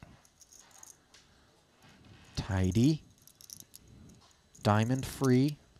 Now to keep it ace free. That's all that Risu needs to do.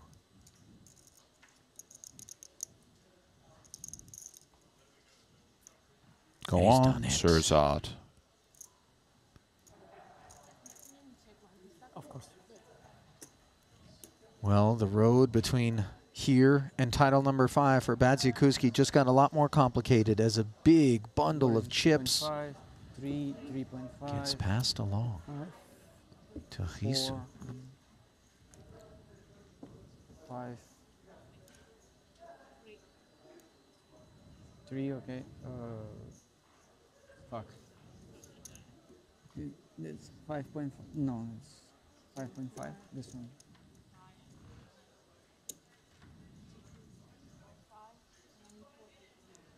Three bigs, Nick. Yeah. 3 bigs, Ali. Fumes. Stranger things have happened, but fumes. 3, 4, 15. Can we really find the muck with the ace-9 of diamonds there? it's close, especially perhaps some of his ideas about Surzat's strategy. 15 bigs, very close. Really as close as it comes. I would imagine that's the bottom of the calls, but you know, like the ace-8, we're just far more comfortably folding? I think so, but ace-7, ace-6 certainly is out. Ace-8, I think we're still posturing up, hands on head. It was that body language in particular, by the way, if you knew nothing else, that really informed one as to just how close the spot was. He hated to be in it. Indeed. Okay.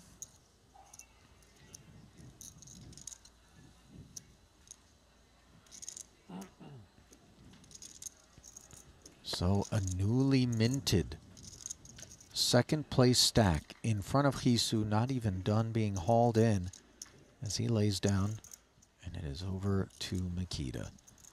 It does appear it will be going in here. Playing 2,500.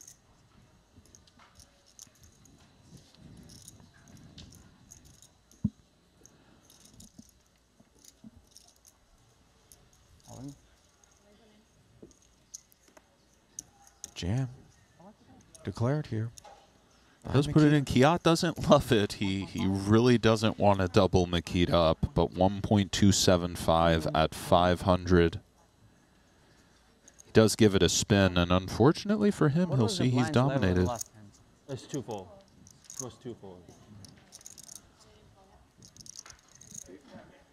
5-4 9點8加啦，8加9啊。 3 million chip pot. Kiat Lee never imagined that he would be the covering stack against Makita Badziakuski just an orbit or so ago. Makita. But indeed he is, and Bad's always in a great way, dominating the 5. And a touch sick for Kiat, by the way, who now shares the fume situation with Makita. Right. Crumbs, another one I think I hear quite a bit. Vapors. Vapors. As they say in the UK, a bowl of rice. Have you heard that one? I haven't. A bowl of rice, Sally.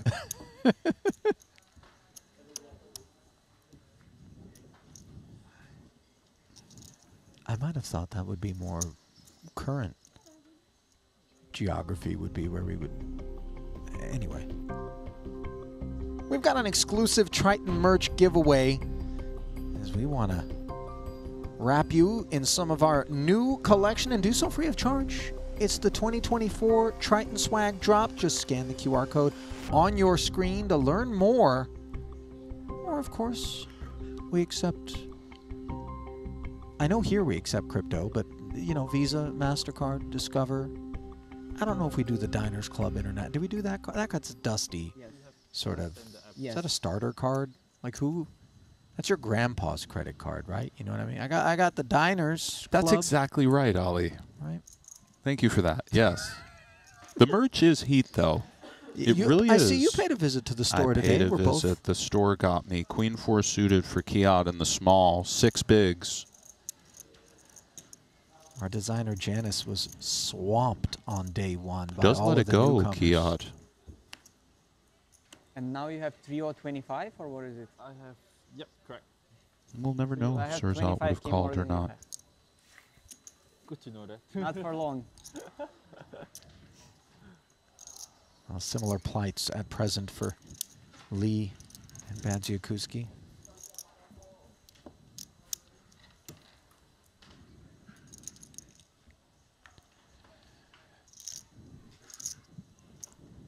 Did you just go with the one hoodie, or did you get involved? Did you I get got deeper 3. in? Oh, nice. 3 Did you do hoodies. the green one with the black? I got 2 blacks and a white. This one here that I'm rocking? I don't think I got that one with the red. Oh, you got the blue. I think it was maybe blue. Yeah. Whatever it is, you can't. Kiat does put it in. Triton merch. There's nothing wrong with the King Jack stuff here from Go the on, button. Kiat. Huge pickup for him. Forgive the obvious.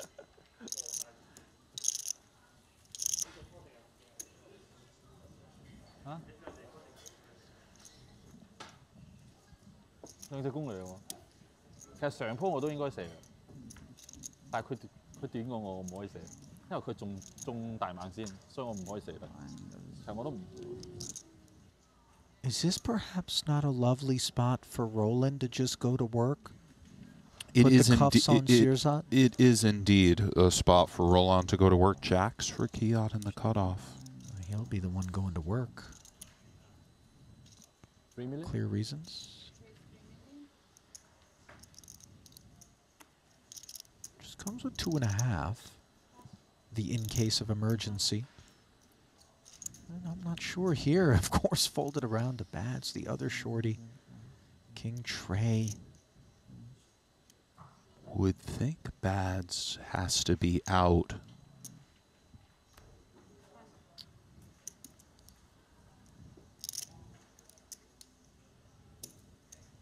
You're rich now. Not after I post. Well, it's nice to see that in spite of their current circumstances, these two can share a chuckle. Here, obviously, when you've got $355,000 locked up and one of the two of you with the prospects potentially of a $439K payday, if you slip into the top 3, you know, a little more comfortable.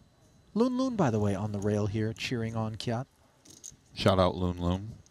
Great run in yesterday's 15K.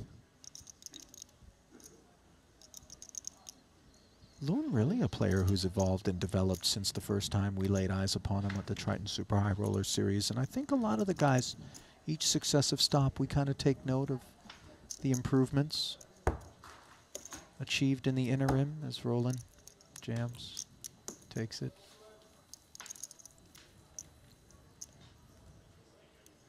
There are Formula One vibes about his, with the Mercedes logo kind of get up there. You watched the Drive to Survive series on Netflix? I didn't, no. No? A lot of your friends, I assume, people talking about it, and you're really a great. I don't even think you have to be into nobody to Formula One. No? Yeah. Not really even on my radar, Ali. Was it good? Yikes. Liked it? Yeah, yeah. It's one of those where, you know, I don't think you necessarily need to be into racing to kind of enjoy Last it. time in this spot, Kiat folded queen 4 suited, so one would assume he'll be folding this one as well. He's going for the limp, though.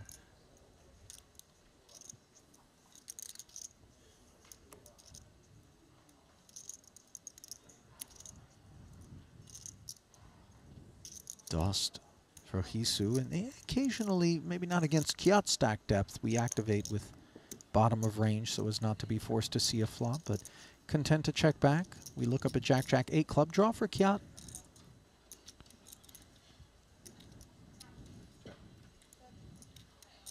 Plays as a check.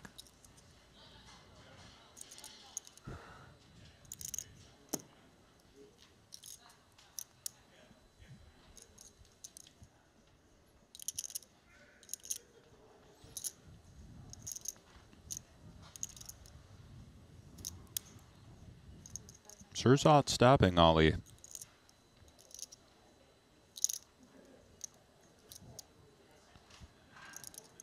Now with Makita lingering at a shallower depth in that massive jump from 4th to 3rd, is Kiat more inclined to regard each chip as so precious that a flat is the preferred course of action? We have our answer. Now he picks up a gutter for good measure. As does Shirzat. His would be no good if it came in.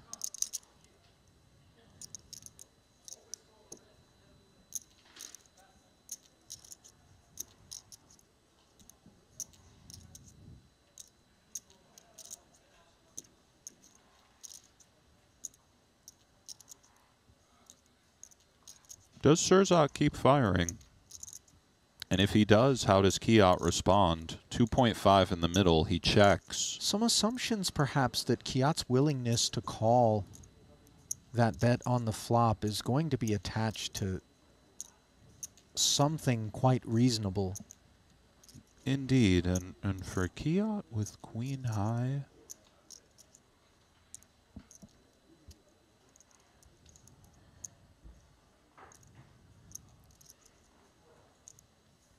comes out swinging here.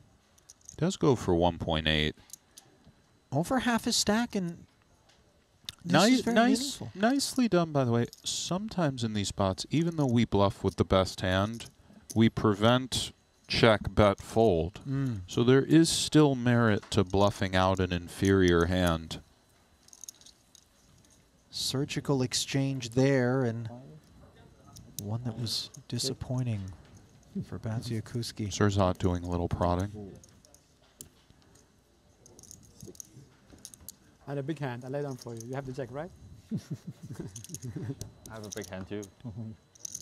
But there was something in the air.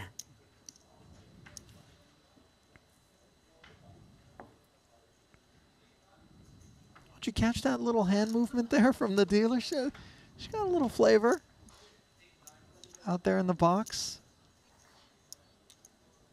Yes, Ali. You like her, Ali? You like that hand movement that she came with?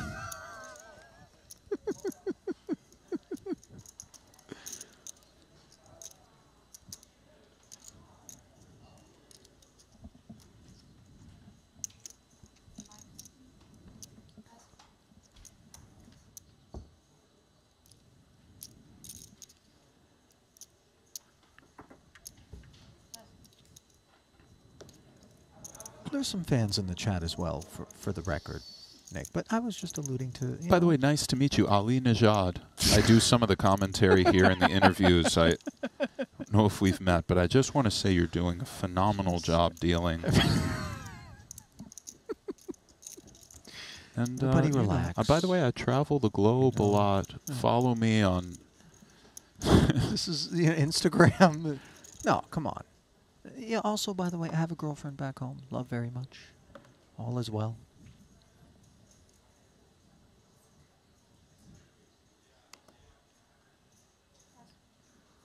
Even the 8-9 suited, not enough to warrant Kiat Lee finding and let's see an for altercation. Surzat with with a suited 9 of his own.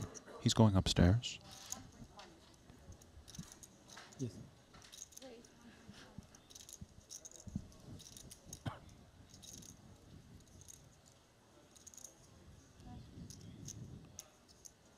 Ace 10 for Makita certainly feels like now would be the time, having invested the big and the big blind ante, just 4 bigs to start. In goes.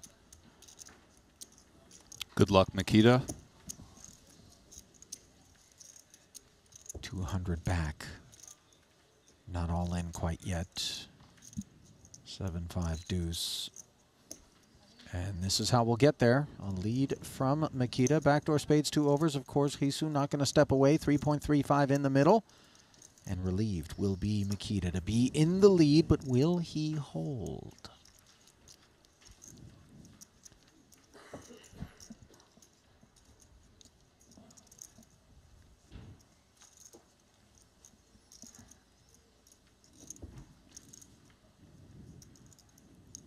On the turn, top pair, take the 9 off the board for Shirzad, and now Makita just needs to fade the queen and the queen alone to double up and hang in, and he's done just that. And the internal sigh. It rages on, Ali. We got here very quickly, but four-handed has carried some familiar themes. I have 625. There's just no give up. And you love to see it. And by the way, for those maybe earlier on in their poker careers, you know, looking for concepts,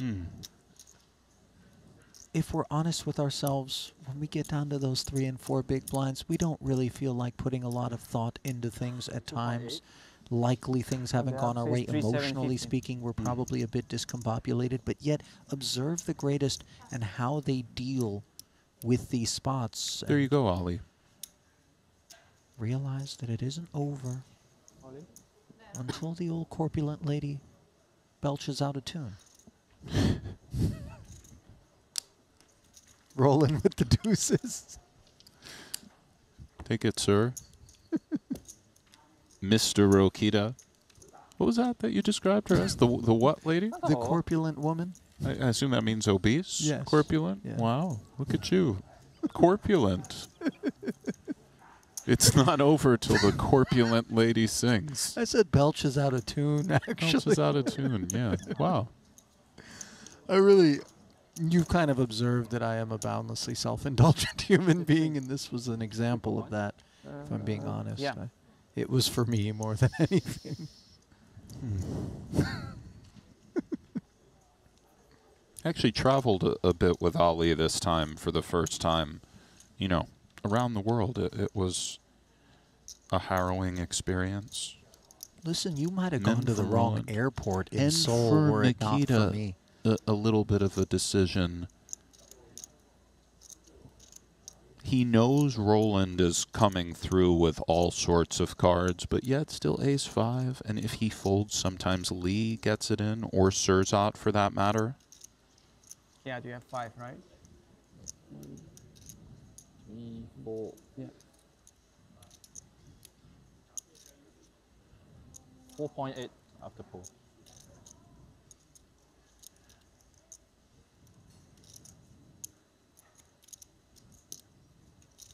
Another one of these spots that Makita's not asking to be put into. Obviously, we know he can rise to all challenges. 3 million. And he does do it. 3 bets, 100K save. And Kiat and Sirzat will be delighted to see that he's dominated. See if he can get there, Ali. Perhaps chop.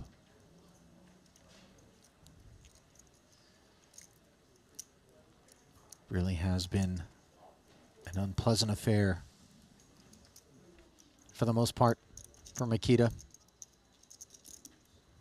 Did find a modest double, but here he is in a very bad way.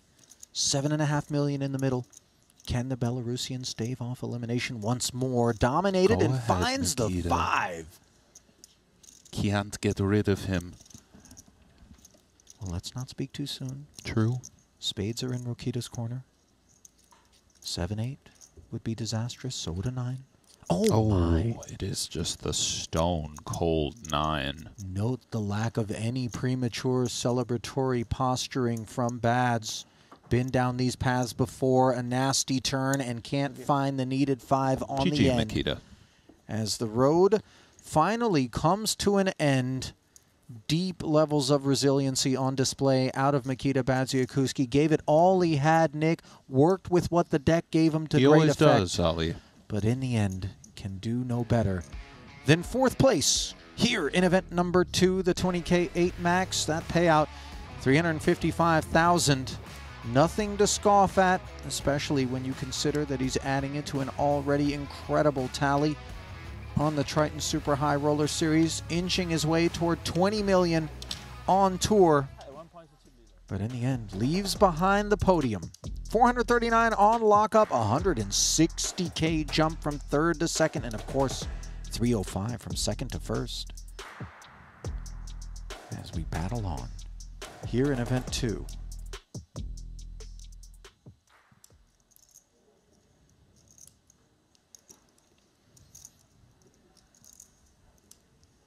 Queen 8 suited. And of course for Lee, the path very much cleared for him to start to try to jam and make a few moves and spins. The lone shorty. Makita no longer a consideration. Slightly faint-hearted celebration as the button jam earns him the pot.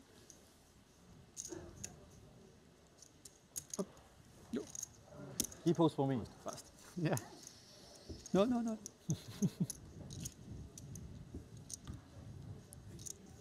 Did you ever deal, Nick? Any Want to games, play home my games, anything like that? Friend here, heads up. I've subbed in Nothing at against home you. games, I'm but not I allowed. never was the dealer. You know, you? In the Bay, you did a little bit, right? In the card rooms, yeah. Over at California Grand Casino. Napa Valley Casino, by the way. The wine guys used to come down. You know, how many reps do you have under your belt? How long did you deal? You were in college? Maybe or? a year or so. I was in college, took some time off. Oh, what I got would into do those to be a streets. fly on the wall for somebody giving Ali a hard time. My. Oh, listen. I took my fair Same share. territory here. A7, 1.2. If you do, Kiat 5 million, ace And it's 8. interesting, if Kiat jams, it's a little bit close for Surzat, isn't it? He does jam. Count, please.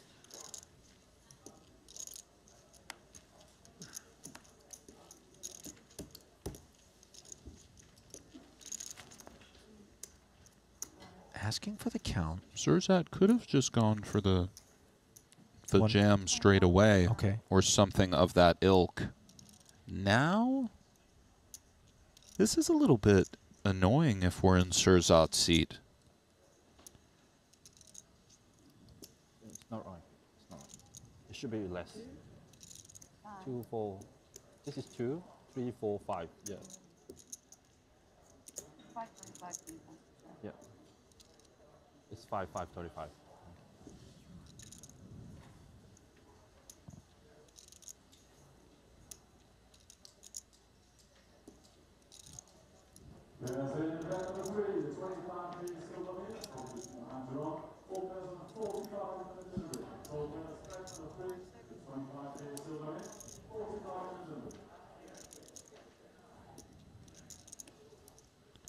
Really chewing on this one is Risu. Mind you, only 4 big blinds separated these two coming into this pot.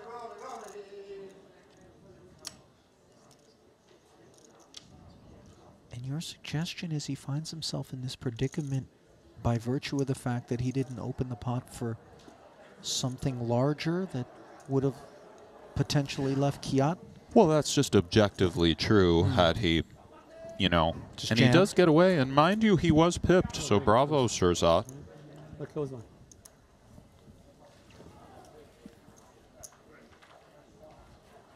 I did you a favor to make you easy call. With an ace? No, they announced like 600 something, right? 6 point something million. So. Yeah. Nice.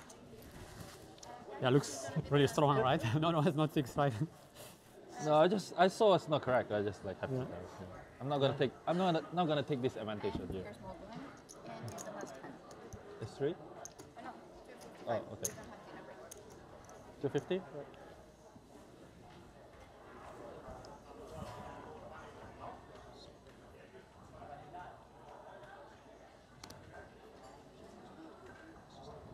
Sevens now for Lee.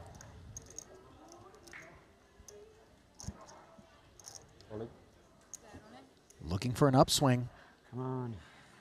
As he's nosed in front of Sirzat. Ace 10 though for Hisu. Good luck, gentlemen. Snap. 2 overs against the 2 sevens. Kiat covering has a chance to get heads up. Nothing sweeter than getting heads up in a tournament, Ali. And for Sirzat, can he do it once more? By the way, he kind of I think I covered him. slithered his way in to this top 3 slot. Some from the ad say. It was wrong. Ace. But now finds himself Sirzat might really be behind his day. Not Hisu. counting our chickens before they hatch, but it might be Sirzat's day. Silhouettes against the back door here. One of them now in the form of the board pairing 9. What do you mean, Ali? Club coverage, forgive me, for Hisu in this spot. Understood. The 7 required and not obtained. So Kiat not out of there, but sitting sub 1 million now. Just 2 bigs. That he is.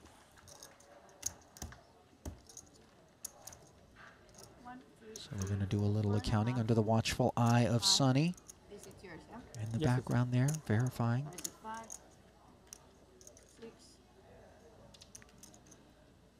5, 6, 6.5. 6.5? Yeah. 1, 2, Yes. 3, 4, 5, 6.5.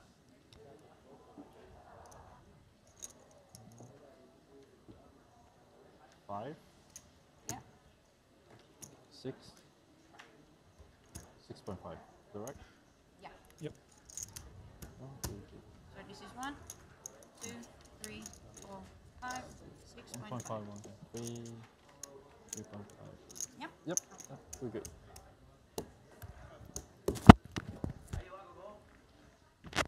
So with the accounting complete, there is a look at the landscape. 975,000. All that is left of Kiat Lee after his 2 sevens were unable to hold on against Sirzat Hisu's ace 10. He sits in second behind Roland Rakita, the clear chip leader here with 900,000 still available, and of course a Triton trophy. Welcome back to the desk, Ali Najad, alongside Nick Schulman. There is a scheduled break, believe it or not. It is a dinner break for the players. We're going to tighten it up courtesy of the magic of the delay to about 10 minutes for you guys. But before we do that, Nick, as you reflect upon that which we've observed so far, the multitude of bust outs all coming in a rapid clip, give me kind of a final thought here on just this frame. You know how it is sometimes in these spots. It's hard to put a pin in it in a way. There have been a lot of unique hands that are thought-provoking, as always. Sirzat has really bobbed and weaved. Cool to see him make a run like this. Badziakuski did what he always does, played great, wore his heart on his sleeve, and as always, I've really enjoyed this final table, Ali. Well, we've got something that I think those of you still with us in various time zones around the world looking for a champion are going to enjoy, and that is myself bowing out and yielding 2 of the finest minds in all of poker to sit at this desk and walk you through to a champion, that of course being Brian Rast alongside Nick Schulman. So I'm sure that you guys are going to be delighted to soak up what they have to say about these final 3, and it does look like heads up is right around the corner, so don't go anywhere. 10 minutes time, we come right back here and we play down to a winner. We'll see you.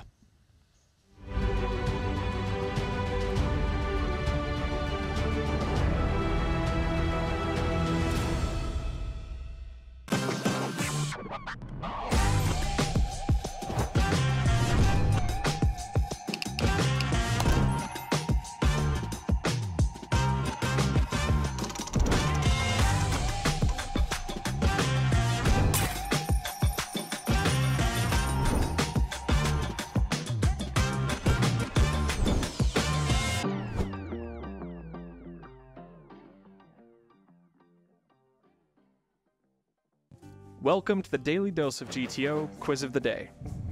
You're playing an 8 max MTT, 20 big blinds effective. It folds to the small blind, who limps, action on you and the big blind. Why does the GTO strategy prefer to shove with hands like ace-2 off and ace-3 off, but raise small with strong hands like ace-king off?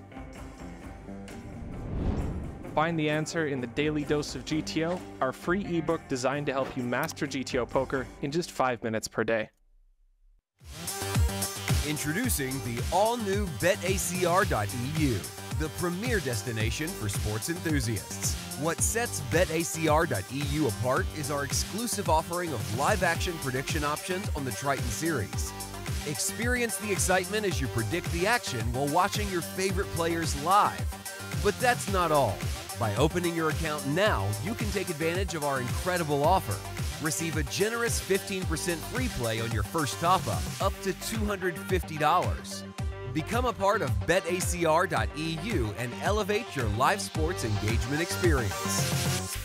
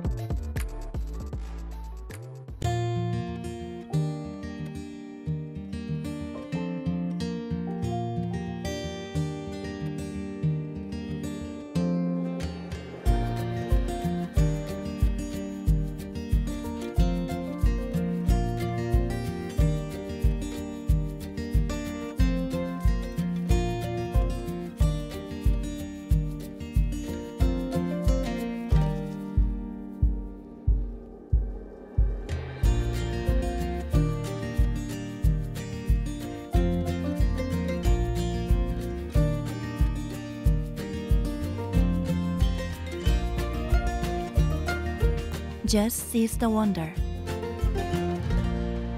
Jeju Shinhwa World. The larger stack is a responsibility of sorts. It's a touch close. We're dominating sometimes. We just have the best hand in terms of card rank, but it feels maybe a little bit thin. Close, though.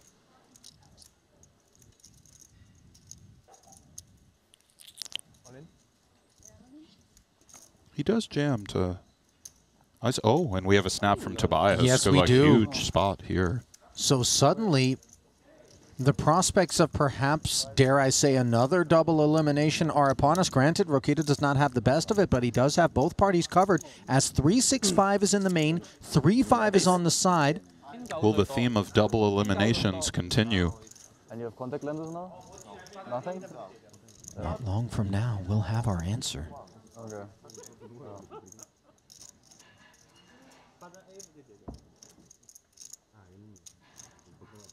To the flop we go. King 7-3. It is top pair. For Tobias. Indeed, it is top pair, though. The covering stack in the lead right now. 47%. Schwecht working the clubs. They fail to arrive on the turn. This really has been the theme the last they come in twos. So you don't see double knockouts. It felt preordained from the gods. Good games, gentlemen. Wow. Just like that, Ali. So then in terms of payouts, Nick, given that Yu Xiangyu entered this particular pot with fewer chips than Tobias, he will claim the 9th place payout. Schwecht will be left with 8th, but both 94,500. and 113,000 respectively have found their homes. And in very short order, the remainder of this FT has 154 on lockup. Indeed they do. And for Schwecht, waking up with the 210, Great so run, dreamy. Schwecht. Love watching him play. First-timers could prove to be somewhat of a theme as Yu Xiangyu makes a mark here in event number 2, and for Schwecht, adding.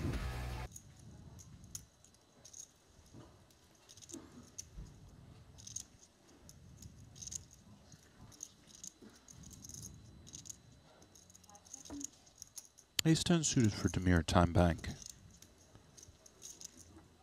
Playing 3 million. 12 bigs, Ali. Hijack. Do we min? Do we put in a large amount of our chips? These are the questions Demir is asking himself. Presume that the answer is not clear-cut. It's a little bit close. It's sort of a cozy min, but 12 bigs is 12 bigs. And as is often the case in these tournaments, stack sizes that feel so sort of get-it-in oriented in different junctures, now that's your whole world. He does jam. See if he gets it through, Ali. Oh, 10s have surfaced once more, and they're performing very well against an ace-10. Zhu Gralin at risk, a hand removed from the double knockout. I guess I should never mind. Should I call my 6.15 million chip pot. Bad stands to be the beneficiary if his 10s can hold. D-miking perhaps prematurely. That was a premature D-mic. This is a very emotional spot for Demir. We can understand why. Huge spot for him. He has the club working in the form of the backdoor, but it's dire straits as it stands. Would have loved to have seen the kings coupled with an overcard to the 10 for counterfeit prospects. For Demir, indeed. Now he is D-miking. Ace would have done it instead. Good game, sir. In comes the jack, and they are simply dropping like flies What here. a run they really are. To lose 3 this quickly is surprising. Yeah. A very Albeit rare short development. stacks, but still. Well, the deck has chosen violence here in the early goings of the 20K 8 Max FT as Zhu Gralin and company.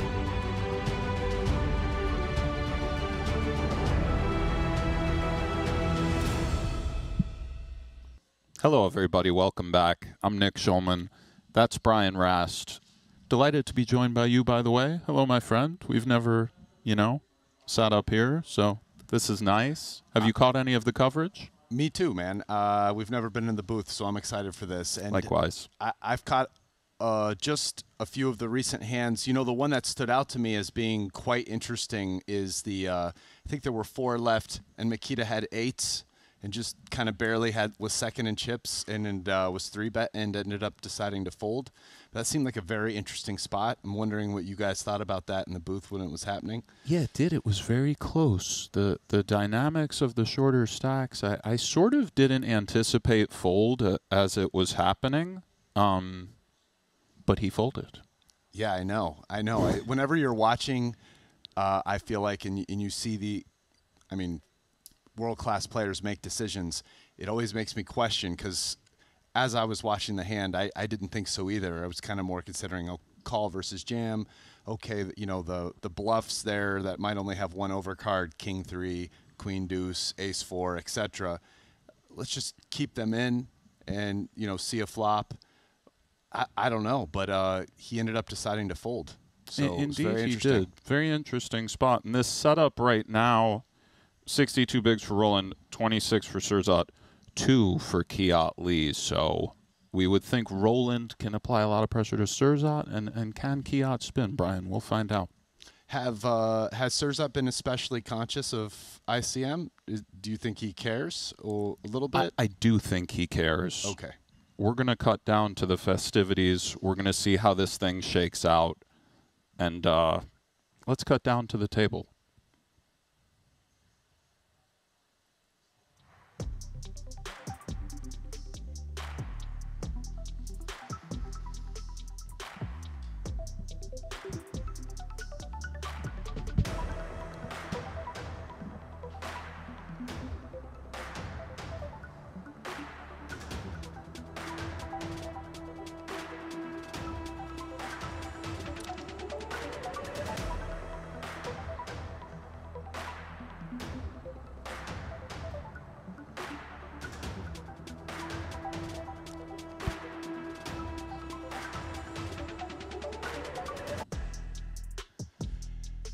Yeah, interesting. So it looks like there's very defined first, second, third right now. And yeah, Kiatley in third with 2 big blinds. So I can choose this one if you have more space, huh? 2 bigs is intense, and it does go in. Did he look? I believe based on his mannerisms, it might have been in the dark, although... Which I think he probably has folds, but, you know, it's not a big deal. Good luck, Kiat. You didn't keep your promise.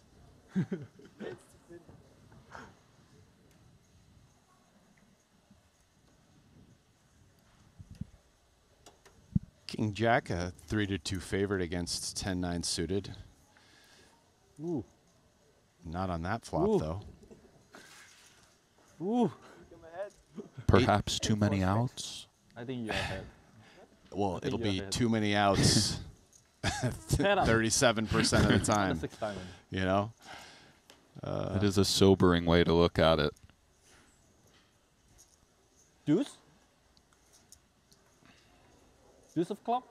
I'd like to see some 3-handed. I just got here, so let's Give Rasty a little 3-handed. There you go, There we go. Brian. Go on, Kiat. 1 million.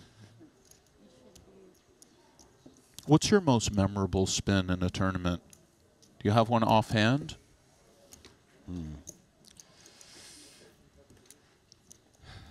Man, I don't have a good one offhand. I do remember in the dealer's choice, I was down to a couple big blinds with like maybe 2 tables left, like 14 people. And I ended up spinning up. I was very briefly chip leader, and I ended up coming in third. No, Okay. no, really not. Alex So- gave him heads up, I told you. But he What don't about play you? the heads up. I said when it was Limit tournaments are different. They kind of don't count in a way because it's more normal. In no limit, I've spun Really a, not. a big Nothing can against pressure you. you. back to the but chip lead, but never to glory. Yeah. Jack deuce off for Surzat. He's gone.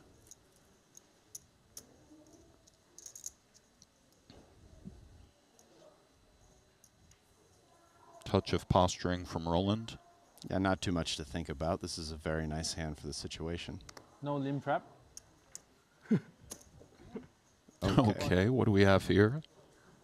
Clubs, clubs, clubs. Black.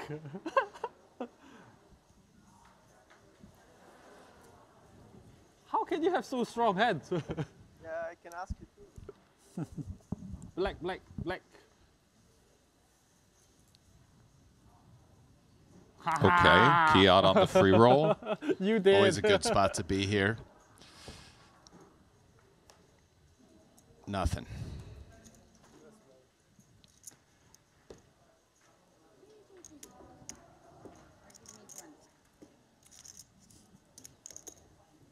I get less? So it looks like Roland is the big chip leader. How did his final table shape up? Very smoothly. There were some interesting hands. He's played quite nicely, but it's been objectively smooth. Just drifting upwards. Drifting chip lead. upwards, and then 8s versus ace-queen for 25 bigs, button big blind. That was really the start of the ascent. It's all gone Roland's way so far. Let's see if he can, whether or not he's going to have any adversity on the way to.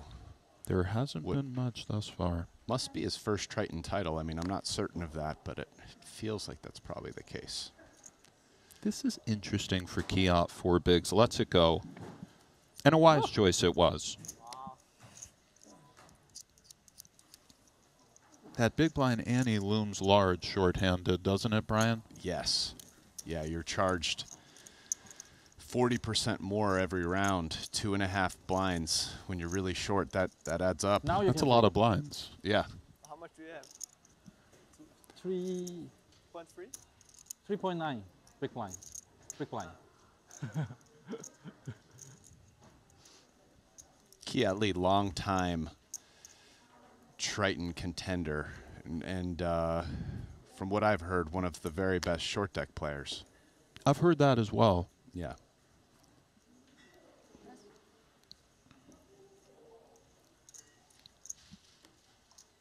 All right, 6-5 suited. Let's see.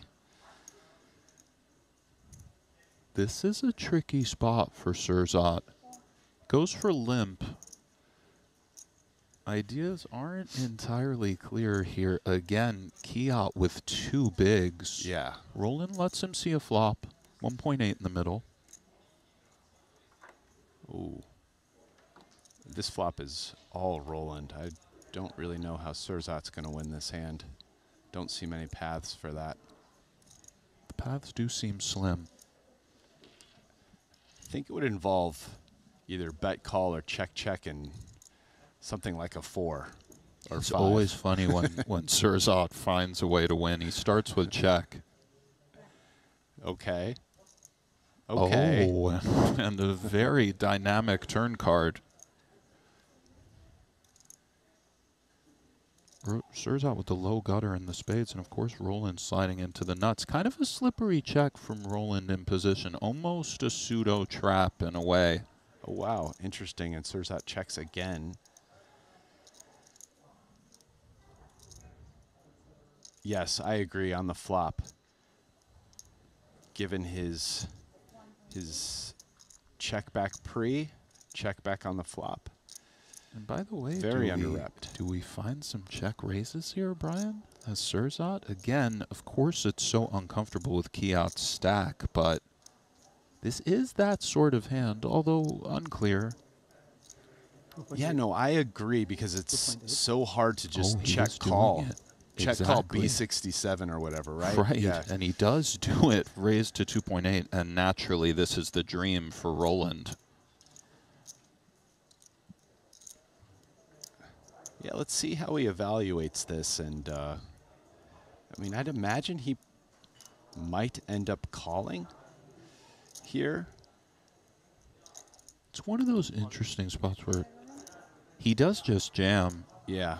I think he thinks often Surzat has 2 pair from what he's seen or something like this. And as we can see, he did have a real amount of equity and can't really call it off. Unless he's in the mood, Brian. Sometimes you're in the mood. In the mood to gamble. Just let it all ride on one spin of the wheel. This would feel irresponsible, though. Surzat agrees. Hiya. Try to help you out. Kiat was very happy.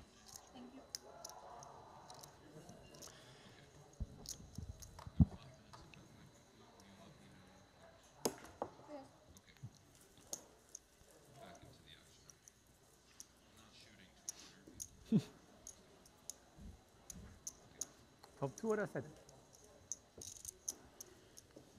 None of both. You sure you guys are friends? What, yeah? You sure you guys are friends? Yes, absolutely. German friend.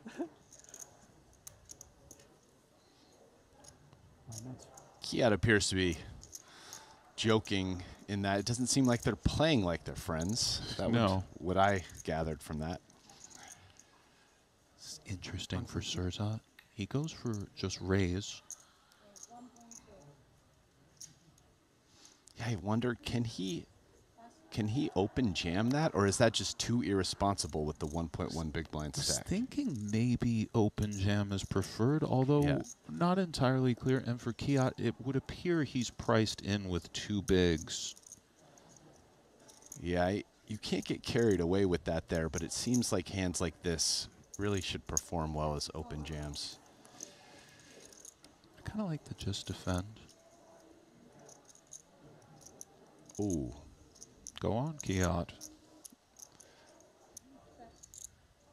It's trapping with his 8. Interesting. He is trapping. In this particular instance would not have mattered, but trying to get maybe a hand like King 3 to Queen 3 to fire it in. I suppose. Well, he's not really going to have those hands, right? Or maybe he was just kind of happy to check down and occasionally. Here we are. He finds himself in a great situation. That is not the one, Brian. That's a brutal card for Kiat Lee. Can I squeeze? Squeeze? Squeeze? No? Let the man squeeze one time. Very good game to you, sir. Kiat Lee eliminated in third. He'll take home $439,000 for his efforts. And just like that, we're heads up. Surzat Hisu versus Roland Rokita. Yeah.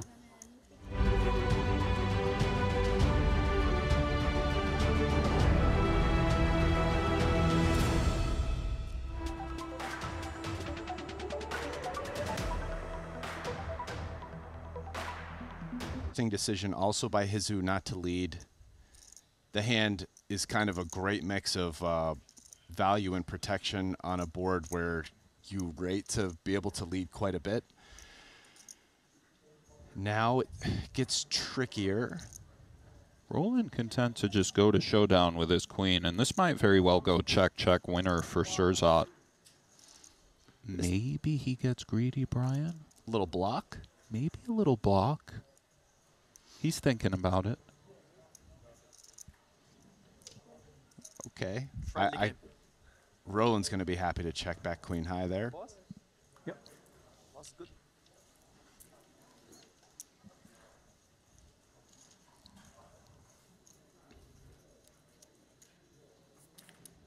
I think on the first hand, Roland got away from that a little cheaply.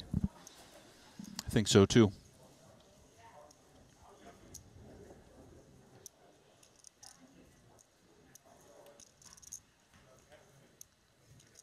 Has Surzat had a bit of a small pot style, or he's had just a little mixing bit it up? of a small pot style with some big jams with pretty good hands. So he's kind of been playing in that fashion, but he's done his thing. He's here.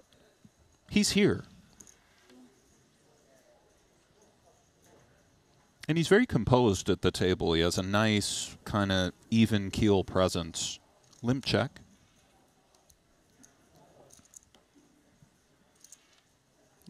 A little something for everybody on the ace deuce 3 flop. Surzat bottom pair, good kicker, and Roland a gutter.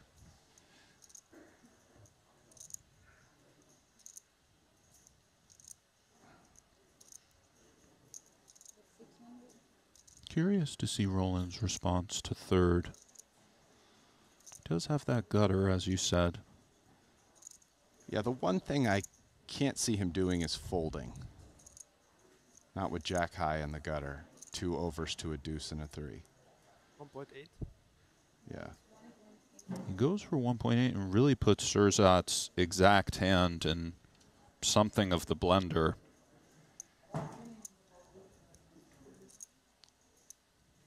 I feel like versus small sizings like this, the deuce or the 3 ends up coming along. Perhaps unhappily, and Surzat agrees. I think the big accomplishment on the check raise on the flop is getting nothing to fold more than a pair, but now we get to see how serious Roland wants to get with his bluff. We certainly do. It's interesting with no club or diamond. Surzat is praying to not have Roland bet right now with a deuce. Okay, he very much is. 2.7 declared from Roland, 1.7, excuse me. And for Surzat with 3s and deuces here, this is quite tough. 5.4, so he went basically third pot-ish. And yeah, with the deuce here, this would be a very difficult call. Okay. Bravo, Surzat, big river coming. All right. You have to think with these particular hands, the third shell would get the job done. But does Roland have it in him? On this hand today, not in general. Precisely.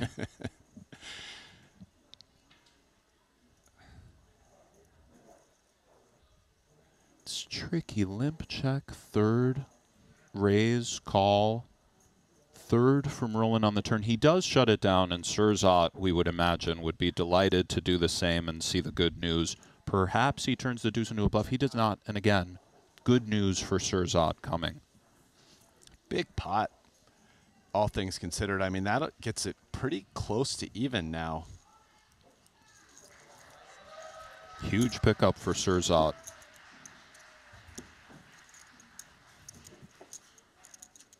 Yeah, you know, difficult call on the turn. It was a small sizing, but nevertheless, I think non-obvious turn call. So I agree. It was a nice find from Surzat. It wasn't entirely clear.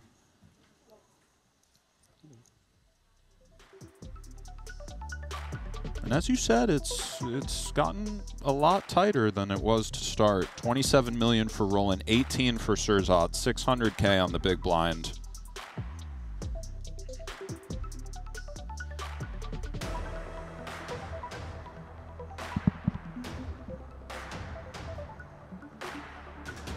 $305,000 the difference between second and first. So these two playing for quite a bit of cheddar, and of course, the Triton title,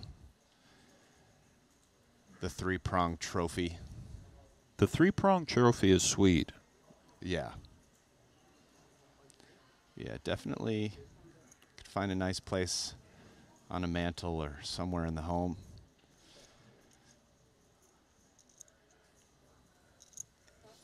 In the first raise of the heads-up match, Surzat doesn't fight with the paint. Fair enough. Awfully good price, but we can get a little window.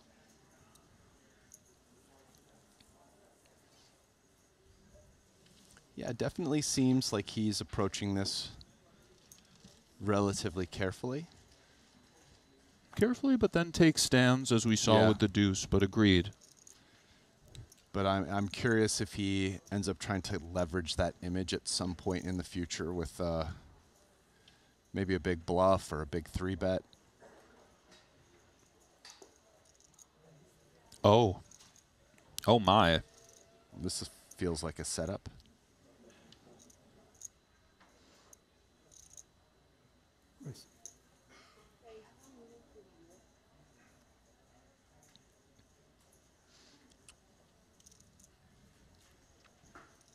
Surzat's first open raise himself, following suit after Roland did, will definitely be met with violence. And Surzat has a pretty big hand. I mean, it's kind of hard to imagine he's going to fold to a 3-bet. Yeah, we would imagine the decision is call or just jam if we're Surzat. And for Roland, he can taste it right now. Hard not to get a little emotional if you're in his seat, 3-betting with kings, covering. Your opponent reaching for... He's going bank. Almost for chips.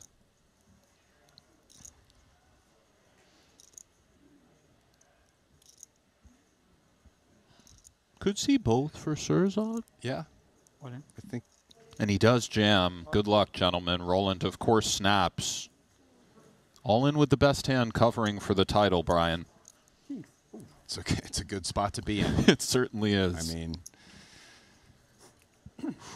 2/3 of the time, Roland is going to ship this. But 1/3 of the time, we still have work to do, Mr. Schulman. We do. Well, we have work to do anyway, my friend. We're going right to the 25K no limit after this, but indeed.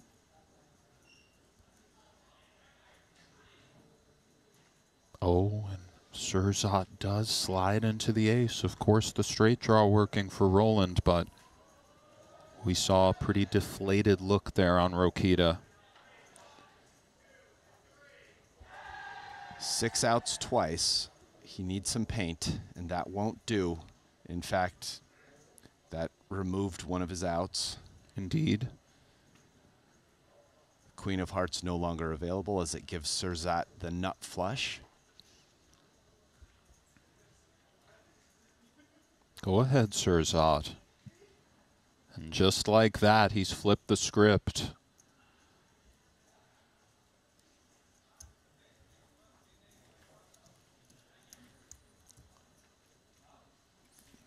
Very, very standard hand.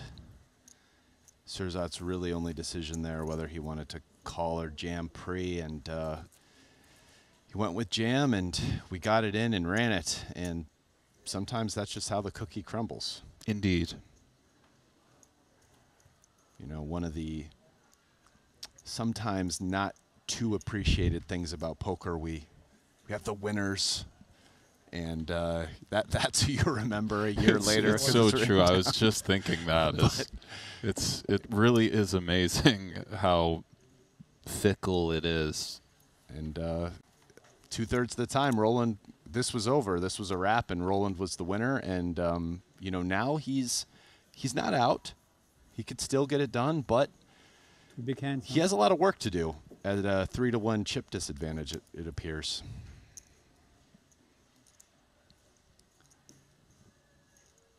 That he does.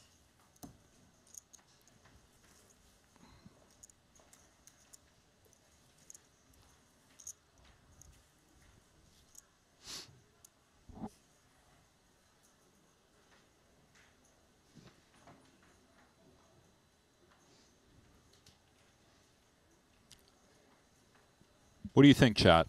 Does Roland mount his charge and come back one more time, or does Surzat close it out?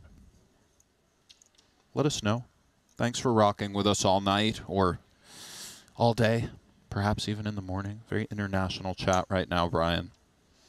Roland takes advantage of what so far has been Surzat's willingness to play small pots, gets a nice limp in, able to see 3 with a hand that's definitely worth playing. Little 9-6 offsuit. That he does.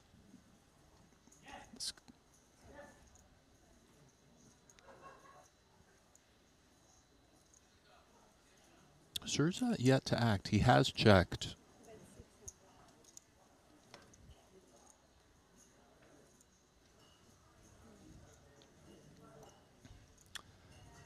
Roland, despite losing that all-in and the drastic change that happened to the face and scope of this tournament, has really, my read after just the very next hand, it's very workmanlike. He just sat down the next hand and just limped the 9-6 right back to business. Just I agree. Min bet the flop, but he's just, you know, he's not bemoaning. You know, Surzat keeping him honest with king high, queen of diamonds on the turn. Little bit interesting. A repable card for Roland. The 6 might block some continues from Surzat. He does go for check. 3 million in the middle, and the 6 does come right in, Brian. And does Surzat feel compelled to bluff with his king high, or just kind of check and hope? I'm gonna go with he checks and hopes, and I think Roland certainly has a value bet here, in my opinion. I like that.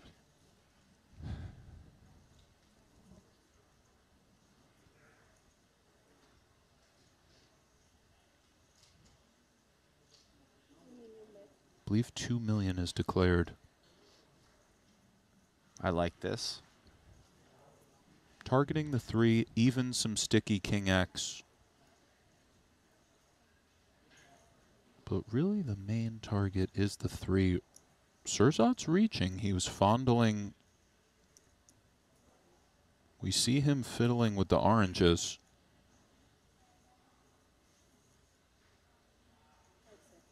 Is he perhaps thinking of a check raise? It looked like he was certainly thinking of it. Goes for call. Very nice value bet from Roland. He'll take a very key pot. Surzat looked a little sick. Did you catch the glance away? You can't win them all, Surzat. Can't win them all. Nice hand by Roland. I like his decision to value bet the river, and he even chose a pretty nice sizing. Feel like I mean, you'd think, oh, it's second pair, trip, straight. But with these wide heads up ranges, you know, getting a nice kind of not even too greedy, but just sizable river sizing. It was nice. It's a great point. Yeah. The ranges are so wide. We have to bet for value with some uncomfortable stuff in more condensed range spots when we're heads up and shorthanded. The battle rage is on. Yeah, if you're never uncomfortable value betting, you're not value betting enough. It's very well said. 3 deuce off for Surzat, hops in. Check from Roland.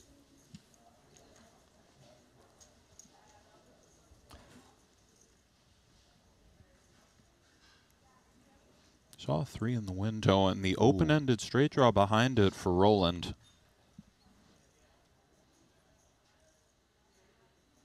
So we saw Surzat bet bottom pair last time in a very similar, I think he again limped on the dealer button, and he went for it again here, again with the minimum 1 big blind third pot sizing, and this is on a much wetter board.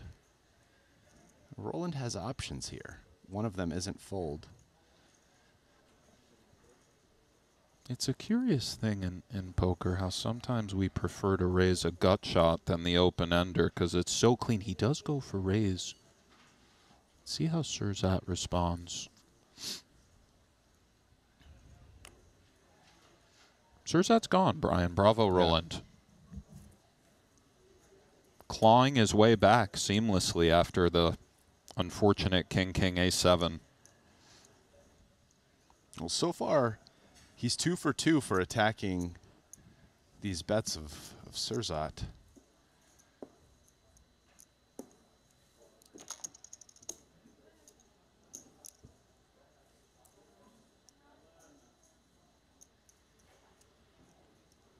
Blinds going up 400,000, 800,000. It's not too many big blinds in play anymore. Indeed. Would appear that it's 20 big blinds for Roland off of a 16 million chip stack, more or less, and 37 for Surzat off of 29. And an ace for Roland, 7s for Surzat. We are starting to get that feeling, that familiar feeling. Offsuit aces, once stacked ups get shorter, really like jamming. Indeed they do. Roland agrees with you, Brian. And Surzat, who I don't know if he's looked at his hand. It does feel like he has looked at his hand. Yeah, I was curious whether or not he was going to jam just because. Let's put it in. Did he want to play some post flop and do a lot of limping, or? But I was as well. We got our answer. Wow, Surzat in a commanding situation here. Again, a 2-to-1 favorite, very similar to the last time we saw with the Kings versus Ace-7 of hearts, and this is to win. This time on the shoes on the other foot. Sam, go far from here. Where you come from? 7. I feel like Surzat has a mush friend on the rail. He's calling for him to go far away. Maybe not. I think he said Sam. Go far from here. Roland picks up the straight draw. And it does come in. Surzat might never talk to Sam again. Can he hit the 8 or the 3, Brian? It's a tall order. King of hearts. But if anybody can do it, no. Go on, Roland. 6 cards straight. What here? Oh, he didn't realize. Okay, fair enough. It's nervy out there. It's emotional. It's intense. Trying to win a major tournament is, and for Roland, he's back, Brian. Yeah, I mean, given what happened in the other hand, this is such a terrible word to use in poker circumstances, but maybe that was fair or just, right? Almost. I know what you mean. Even thinking along those lines within a poker context is, I think, just the road to tilting yourself. Yeah. Yeah. The poker gods are not just, but just this once they decided to even the score. Yeah, even the score, and have the exact same thing basically happened the other way.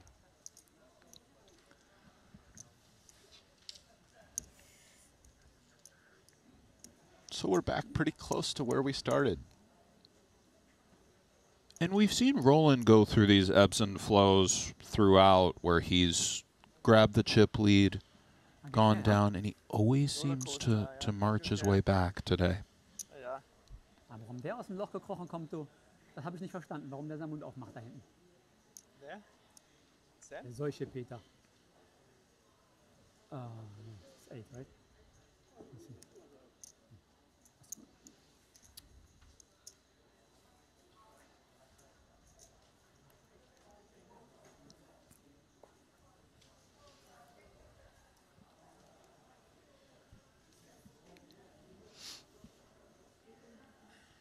King Queen off for Roland, 8-4 off for Surzat in the button, 15 bigs for Surzat. Lets it go. Surzat, it looks like, wanted a hand to recoup, because it would seem that the hand before, or sorry, his previous button, he had played the deuce 3 offsuit, and this is slightly better. Right. You're exactly right. He was in the recoupment phase there and deemed the 8-4 off not the one. He's just like, you know what? This hand is really bad. Let me just take one off. Yep. And we'll try to give it a go with something slightly less awful. Get these chips back here.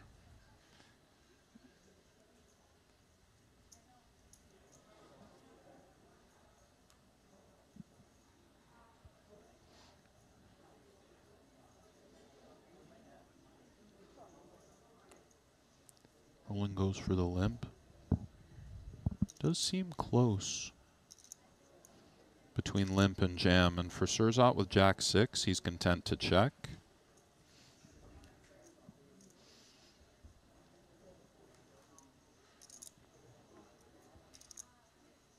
And a commanding start for Roland. Yeah, this flop is all one-way traffic.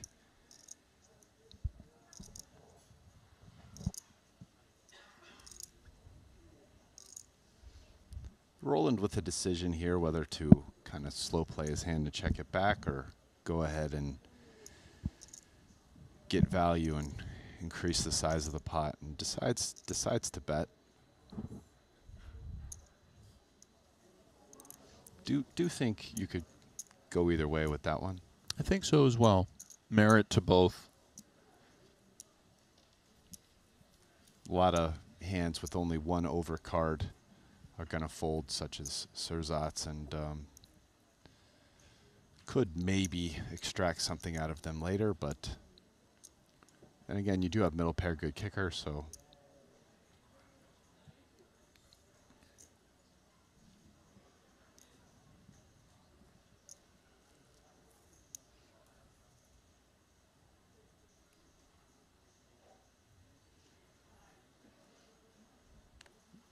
Eights for Roland, 6-4 off for Surzat. He does go for the limp this time.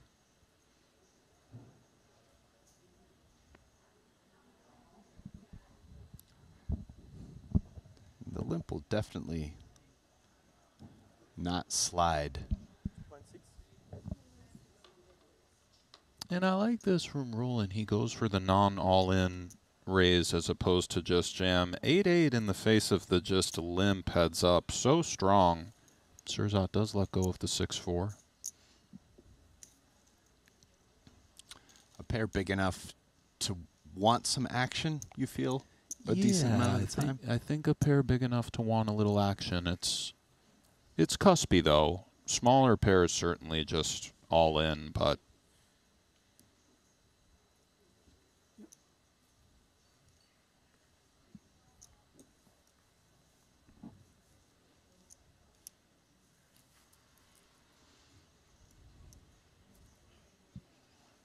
he can once again taste it, Roland. Can he close the show?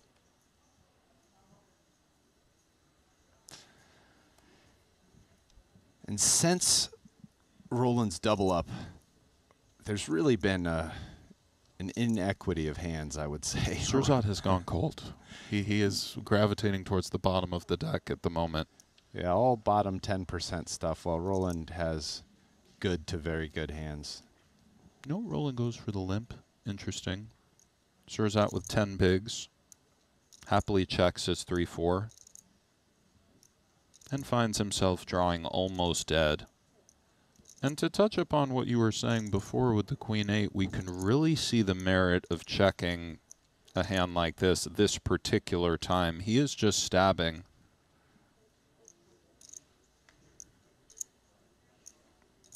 Surzat thinking about it, Brian.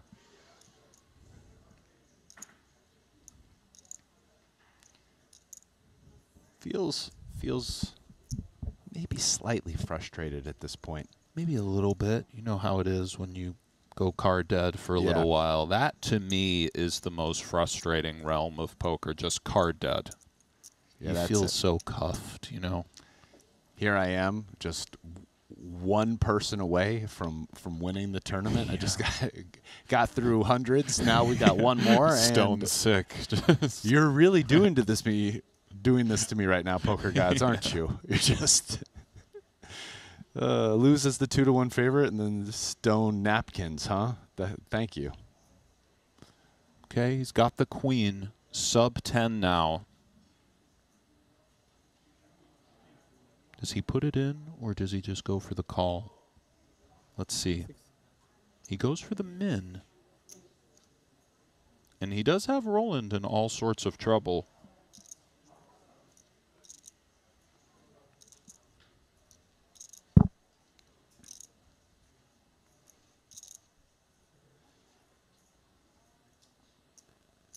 Roland defends.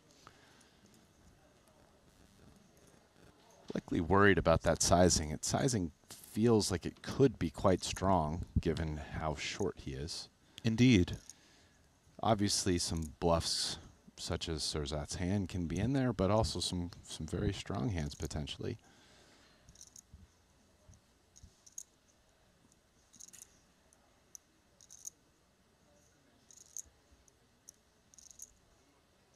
Round of checks. See if Roland goes,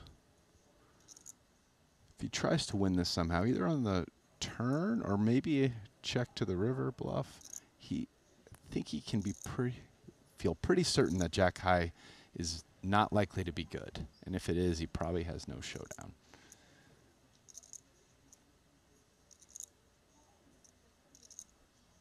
Surzat likely content to check his queen and hope, and going off what you were saying, that's an interesting card. That's one of the few cards where maybe Roland does just give check a try. I feel like he'd bluff on so many, but this one, Brian? Yeah, this is a tough one.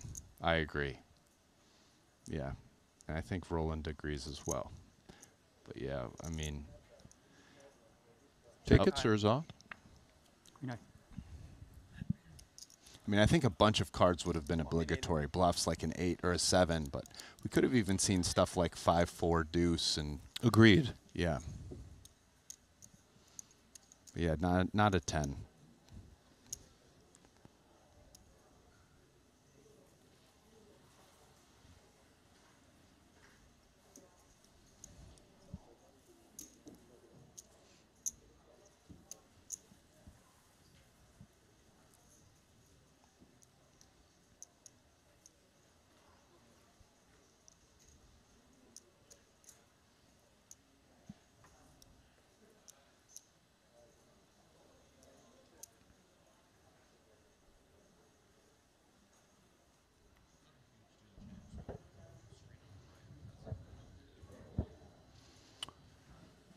Roland with a premium hand here. Gorgeous one for Roland. Suited paint for Surzat. Goes for the min raise, and Surzat likely has enough to see a flop.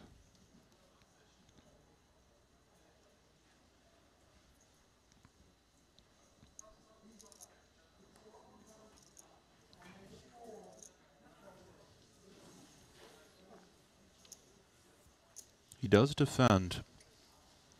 Understandably so. Of course, 4 million in the middle. Surzat with just north of 10 bigs. Ooh. And an interesting start for him. Flush draw working for Surzat. Still the raw ace-king high for Roland. Should Roland bet here? He's likely not to be able to get away from his hand. Could easily see it getting in on the flop, Brian. You're right. But so we'll see whether he does bet because of that, and he does. And I have a feeling Surzat's going to check raise this. I do as well, and I agree that for Roland, there's really no folding in the face of the check raise. We're not delighted, but ahead of all of these, the straight draws, he does in fact jam. Roland snaps. Roland folds. Oh. Roland's gone. We're in the streets right now, Brian. Yeah. We're out here at Triton, but we're in the streets. And perhaps Roland had some ideas that Surzat is not just going nuts, but it seemed from our vantage point maybe there were too many draws to release the ace-king for only 10 bigs. Yes, once the pot, I believe it was a precisely 2-to-1 stack-to-pot ratio, right? Once you then bet, yeah, with the all-in, it becomes what he's 500 plus 8, 1.3. Maybe Roland likes kind of his situation here and Yeah. feels he has some wiggle to. It's also fluid who we're playing and such. Min fold. Surzat clawing back.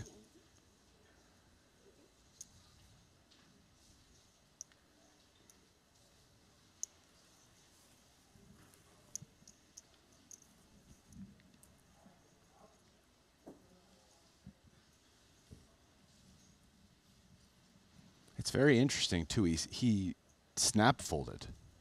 Yeah, I was he knew he was folding. Yeah, to it's the like check he'd raise. made up his mind. It seemed a little risky to just snap, be out there, but you're right. Sometimes we make our mind up, and fair play. No, but to me that says that Roland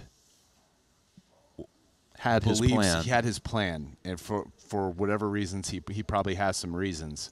I'm sure Roland knows that, you know, maybe a lot of the time you don't fold ace-king there, but has other plans for reasons that only Roland can know. Indeed. Limp check, similar territory. Okay. Roland with the club working. Both players with very similar hands here. But Roland with position and with the stronger range. Given this flop. And would think for Surzat we have a somewhat uncomfortable continue. He's gone. Fair enough.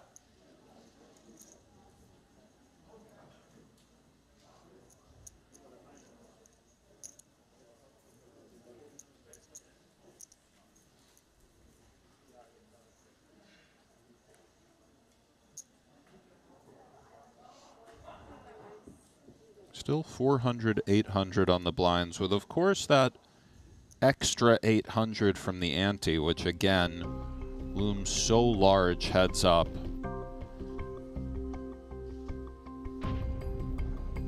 And if you're inclined to be engaged with the sporting world, check out the all-new betacr.eu, your exclusive hub to predict your favorite player's action, outcome, and results in Triton events. Receive a 15% bonus up to $250 on your first top-up. Start engaging today. Just saw Najad down there. Ducks for Surzat.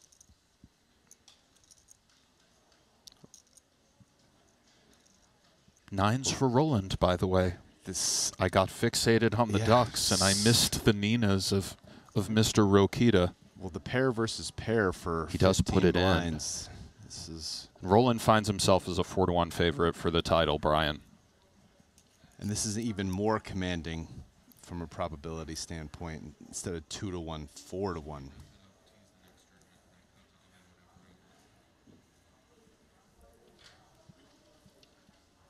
Sam, could you please go from here? Go from here. He did it again, Brian. Did you see that? How he asked for Sam to get away from here? I like that. Get him out of here. Put him in the bathroom.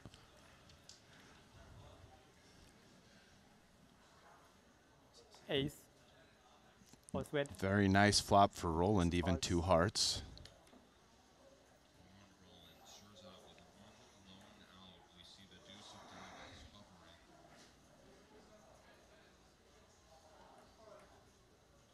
The 2 battled. There was back and forth. It's all down to 1 card.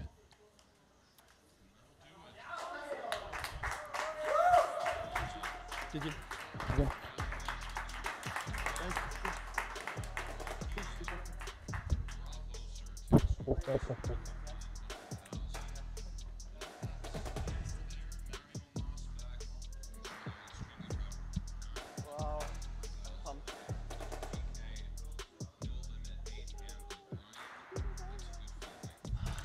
Oh, a great feeling. I mean, it's very good sportsmanship there by the 2 competitors, but I mean, I think they're in the same crew, and that crew has won, what, the first 2 tournaments now?